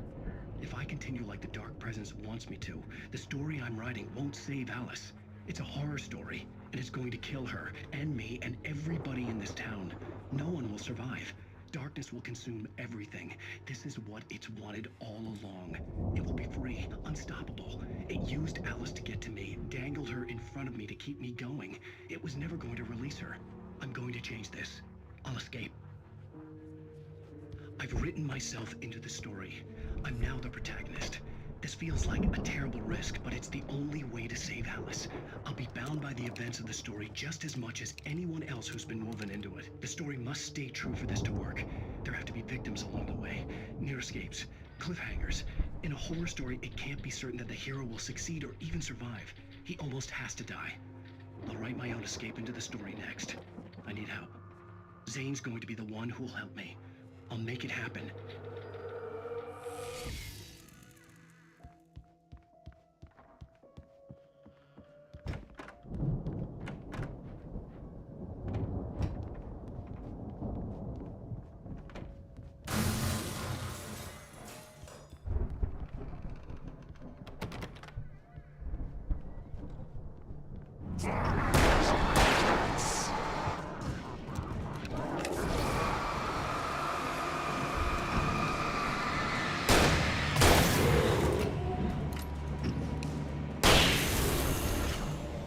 Let me guess.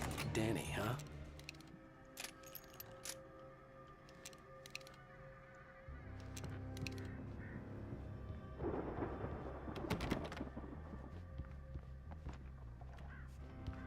The farm was still a good distance away.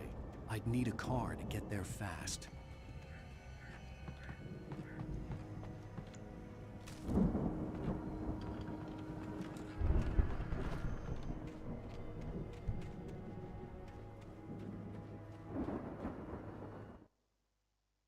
moment, Hartman considered strangling the idiot.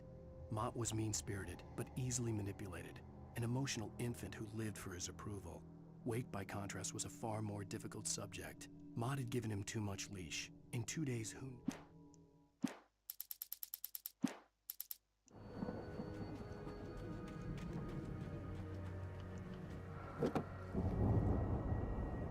If Barry wasn't up here, he was probably in trouble down at the farm. For a moment, I felt bad for doubting him. After all, I'd made it this far myself. But Barry was Barry.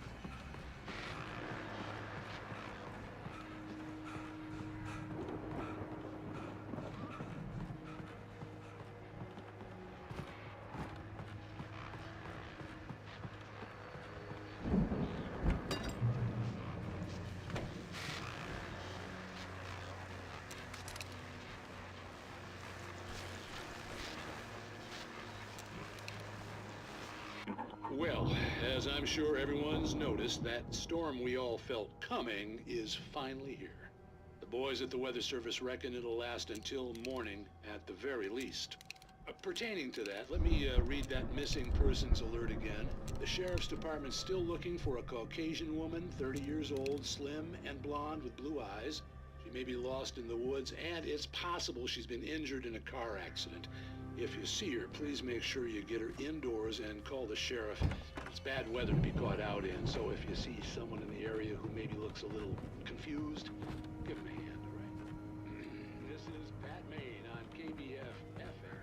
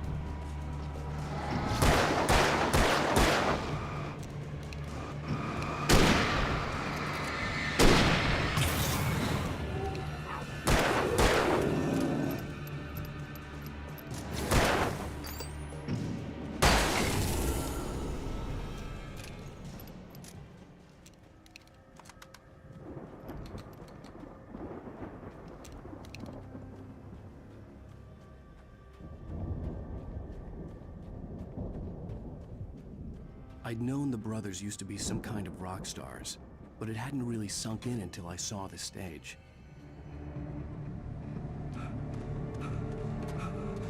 Ow! Run! Incoming! There's too many of them!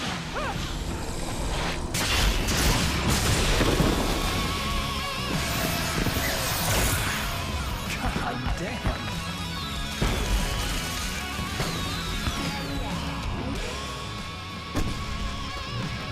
glad you decided to go it alone, Mr. Bronson. Shut up and shoot! Ow! We have to fight them off! I can set off more of the fireworks from here and help you out! Hey, Al! Did you notice there's a lot of ammo and stuff around? This place is stopped! Al, hold on! I'll try to get the stage lights on!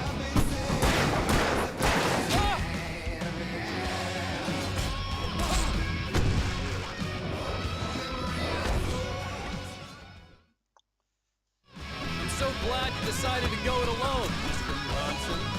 Shut up and shoot! Ow! We have to fight them off! I can set off more of the fireworks from here and help you out! Hey, Al! Did you notice there's a lot of ammo and stuff around? This place is stopped! Al, hold on! I'll try to get the stage lights on!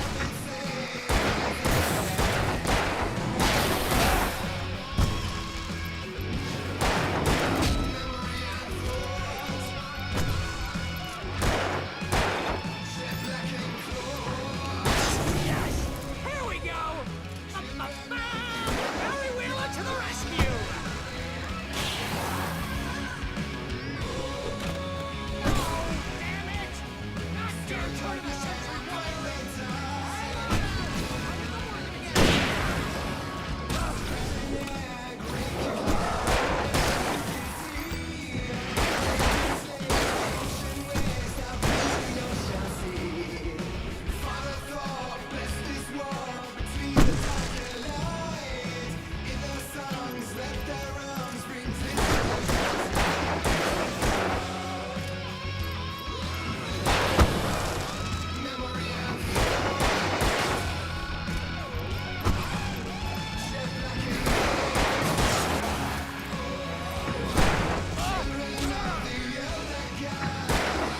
stay in the light!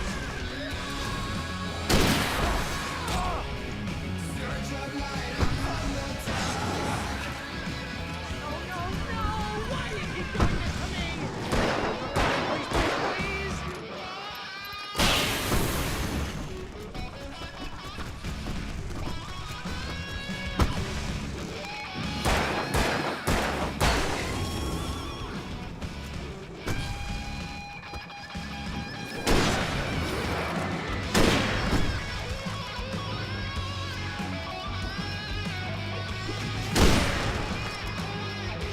Ow, please don't let me die. Although if I die, this is pretty much how I always wanted to go out.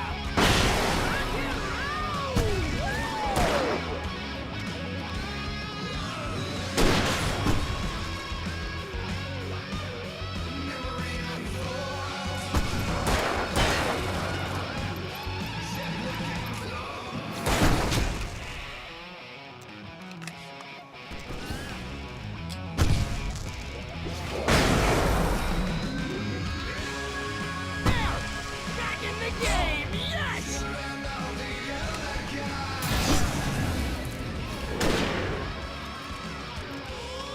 Oh, I found it!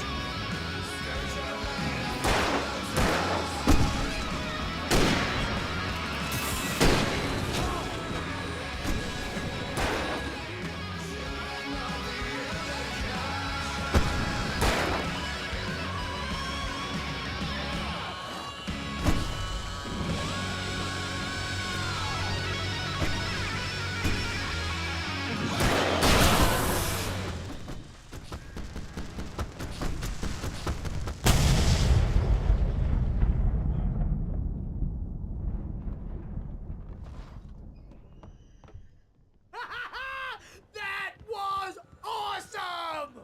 Bright Falls, rock and roll capital of America. Hey, Al! This way to the farm!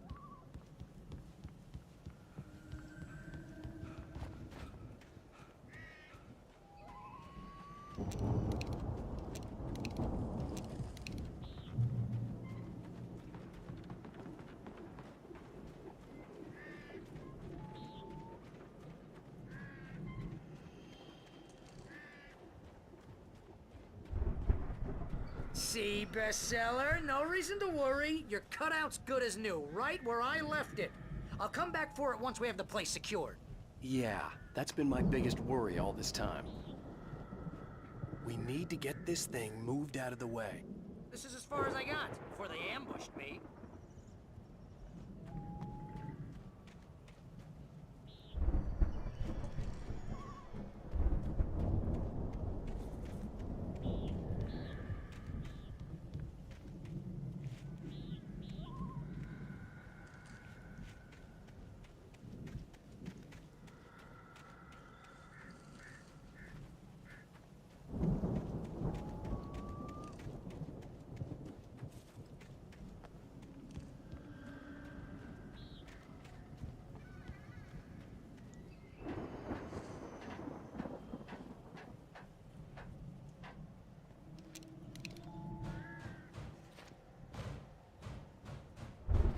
Hey, I think Alan Wake here has something to say. What's that, Al? I'm Alan Wake. I'm always right about everything.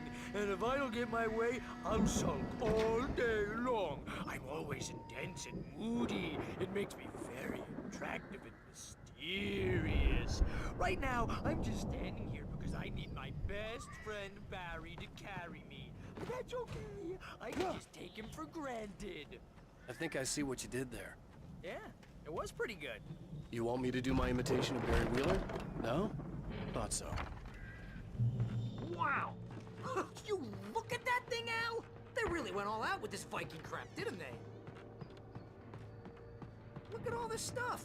They must have done okay for themselves, so how come I never heard of these guys before? And this from the guy who learned about Ozzy Osbourne through reality TV? Sleep.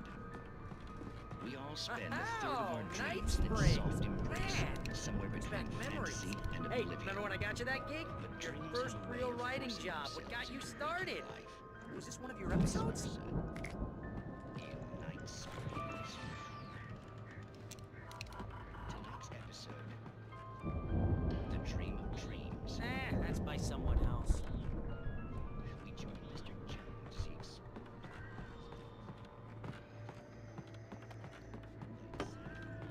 situation. A long line of people. Hey, Jones, right? Listen, we're gonna have to wait until this harness over there is completed. Oh wow, who's that? You don't know him? What are you, new? He's the guy dreaming us. Well, not just us. He dreams everything. All of this. But wait, no. I'm the one who's dreaming. I'm asleep. Isn't this my dream? Oh, yeah. Sure. You're just another dream. I'm a dream. The Viking boat looked imposing, almost like a battering ram. It's 1976. Madness reigns at the Anderson farm. Contrary to all logic, the headiest ingredient of their moonshine is unfiltered water from Cauldron Lake. The Andersons feel like gods. Odin can't stop laughing. He contemplates cutting his eye out. Tor runs across the field, naked, shrieking, hammer in his hand. I'm pretty sure I'm dreaming this. But maybe you're a really confused dream. What am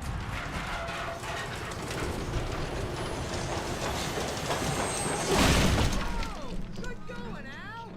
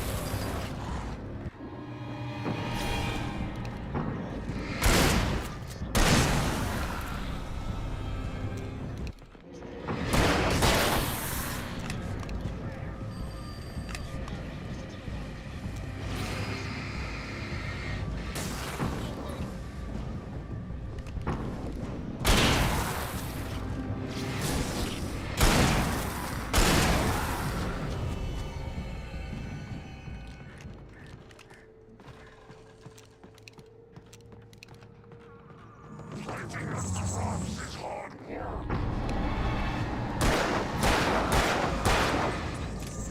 think we can make it through here, Al!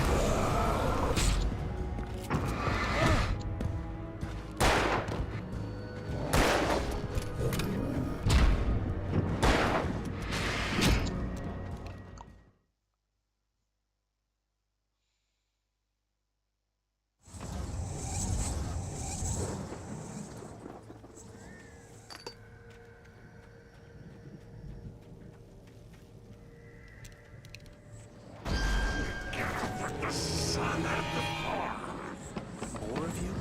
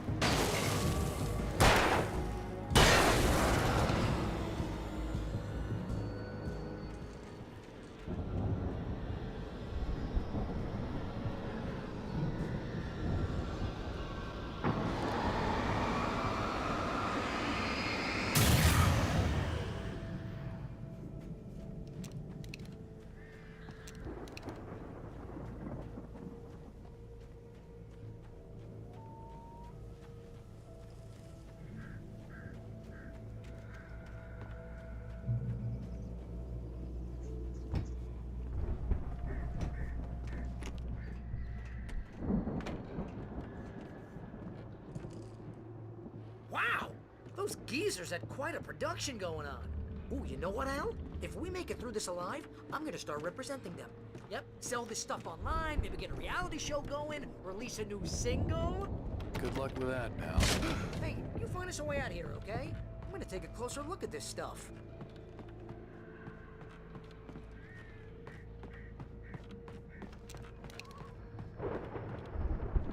Be careful, Al!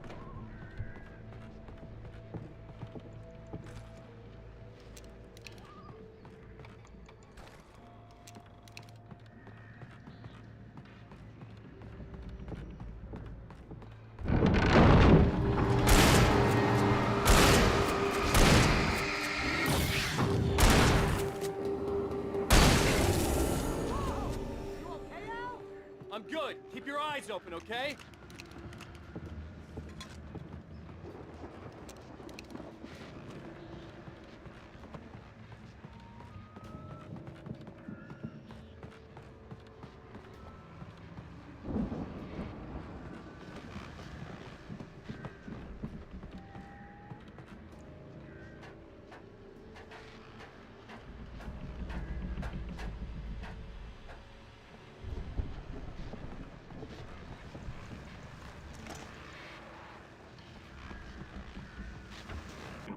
As you regular listeners know, I tend to work through the night, but I'm not the only one. Deputies Mulligan and Thornton are taking a couple of moments off their busy schedule to join me here in the studio. Boys, how busy are you now? Deerfest is almost here, isn't it? I bet that keeps you in business. Pretty busy, yeah. Actually, Pat, we've been real busy with other stuff. Which concerns an ongoing investigation. We can't talk about that, Thornton. I wasn't gonna say anything. I'm saying we got, iron to the prize. Things have seemed relatively peaceful. I could see the building that had to be the Andersons' home on the other side of the field. It wasn't far now. I wasn't worried about trusting the ramblings of two burned-out geriatric wrecks. They had the goods.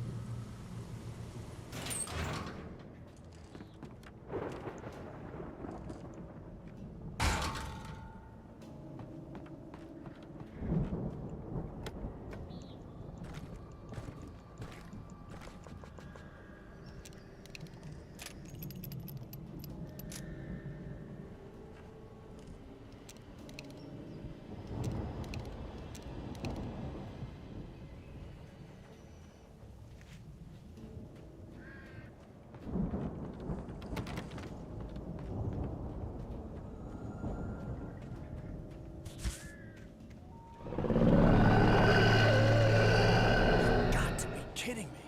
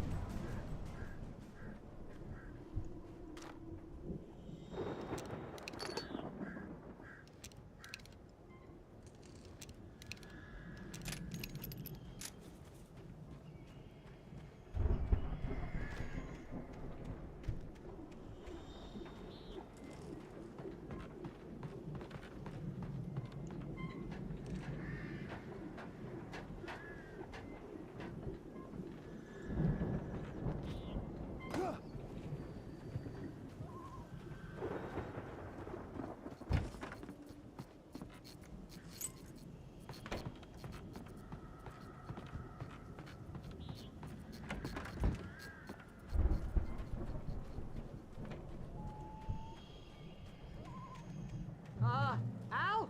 Is that you out there, buddy? Yeah, it's me. Hang on. Hey, let's go, man.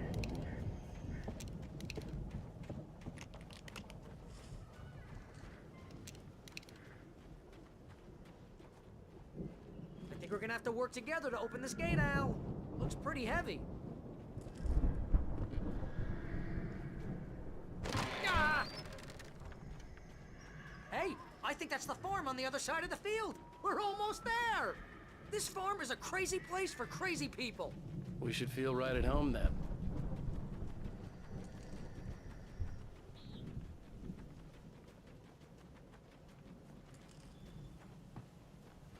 Come on, one more gig. Let's do this thing.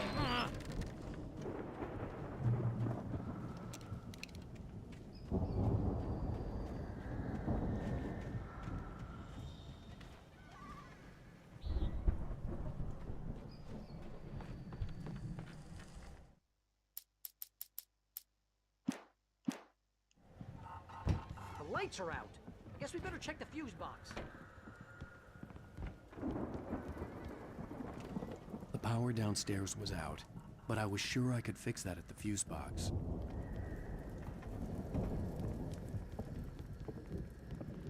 The power downstairs was out, but I was sure I could fix that at the fuse box.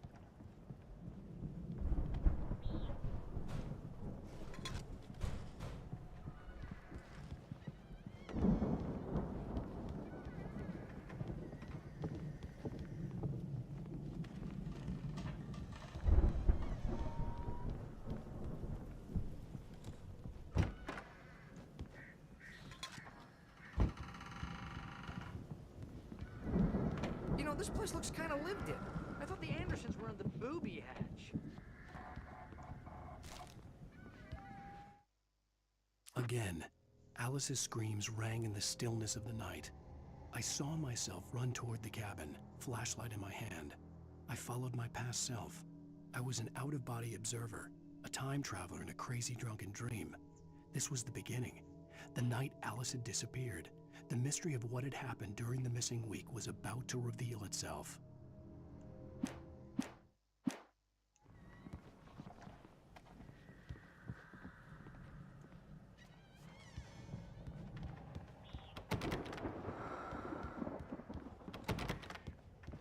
Come on, Al, let's get the lights on, huh?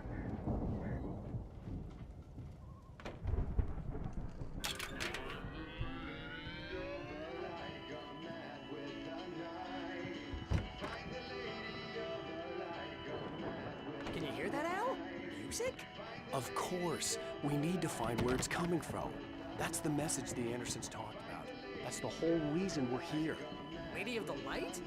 Oh, that's gotta be... What's-her-face? The crazy lamp lady from the town. Cynthia Weaver. Right! Must be.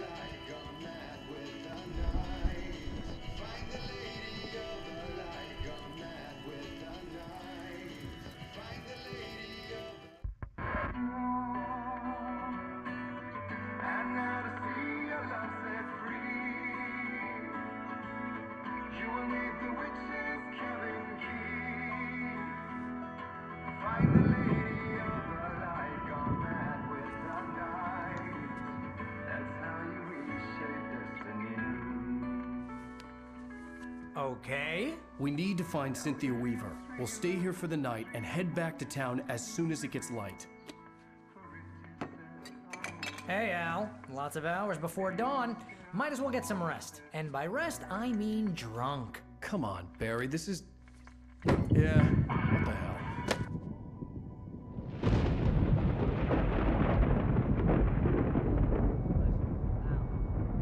I'm sorry about this. No, seriously, because I know we don't get along, but we're gonna find her, right?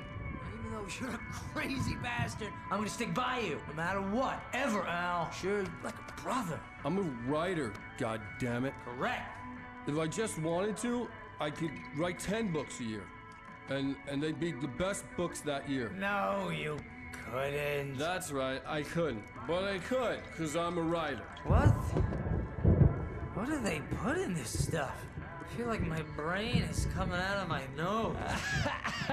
I'm gonna get the recipe off those coots and be a booze millionaire. I just miss her, Barry. I just want her here with me. I know, Al. I know. It's gonna be okay. We're gonna make it okay.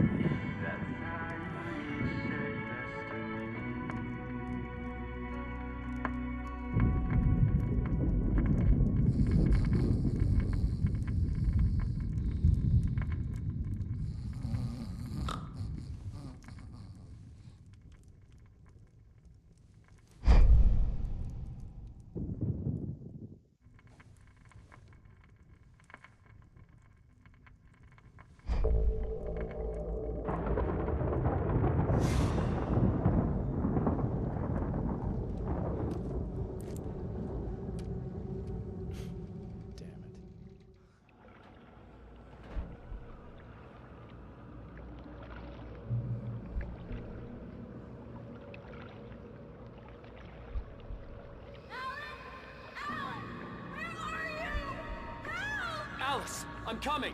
It's all right. I'm coming. It was a crazy drunken dream, and yet it was more than that. It was the truth, a suppressed memory unearthed by the Andersons' moonshine. I was there, an out-of-body observer.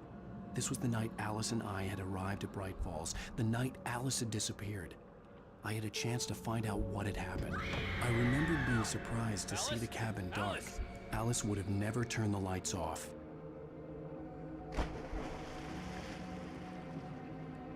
I remembered thinking I caught a glimpse of her form underwater, sinking into the darkness. Diving after her was the last vague memory I had of that night. After that, the next thing I could remember was waking up behind the wheel of the crashed car and finding the first pages of the manuscript. Beyond this lost memory, there was nothing. I had to follow the footsteps of my past self to find out what had happened that night. I couldn't find her in all that blackness. I must have thought she drowned.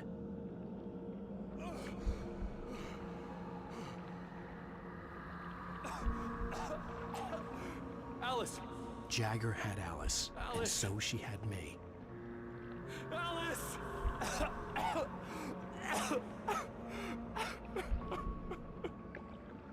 I'd been easy prey. Look at the cabin. Is there someone in the window? Alice? Maybe she didn't drown after all. Maybe she's inside. Alice! Yes.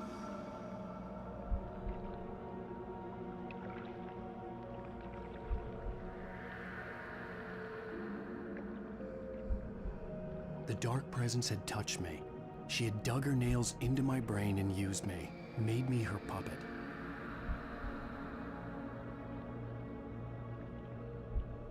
She must be here somewhere. Maybe upstairs in the study. Alice! Yes, that's where she is. You can apologize.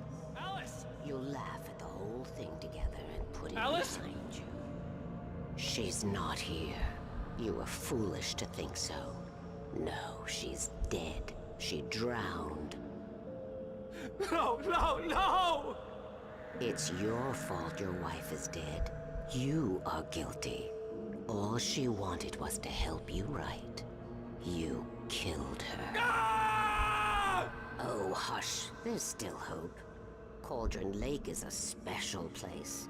Here, you have the power to change things. She wanted you to write. I will tell you what to do.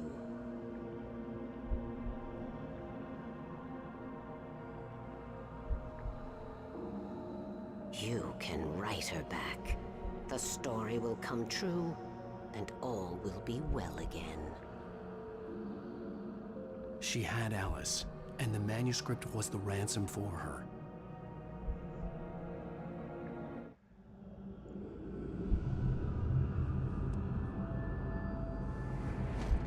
Yes. All right. I'll fix it. I'll bring her back.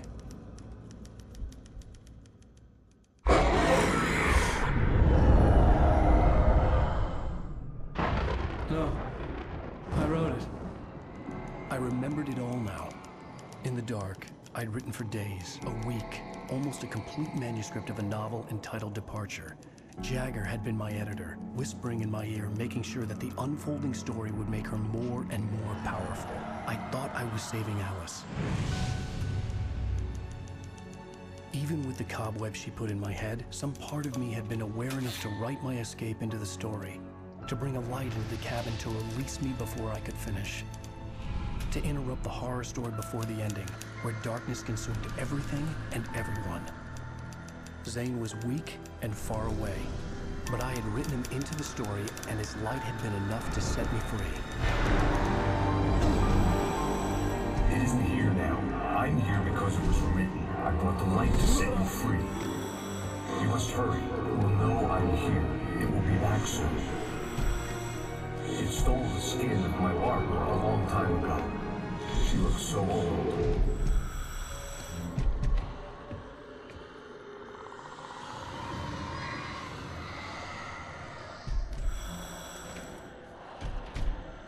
I had woken up, confused and groggy. my mind consumed by darkness and fear. All I could do was to escape.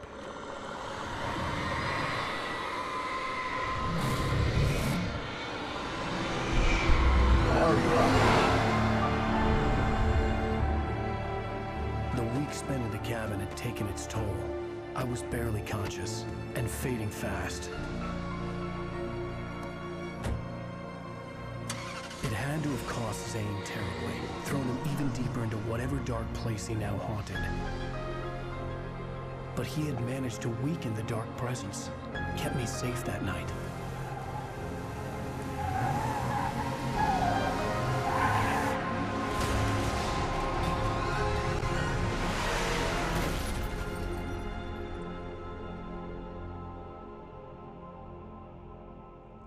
I wrote it. It's my fault. That's right, James Joyce. It's your fault, and you're gonna pay for it.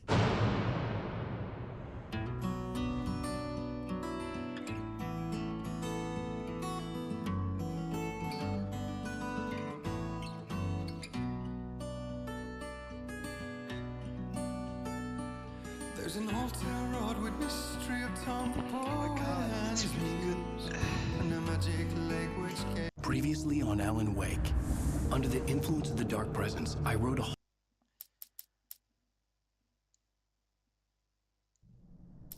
Alright guys, I will see you tomorrow again.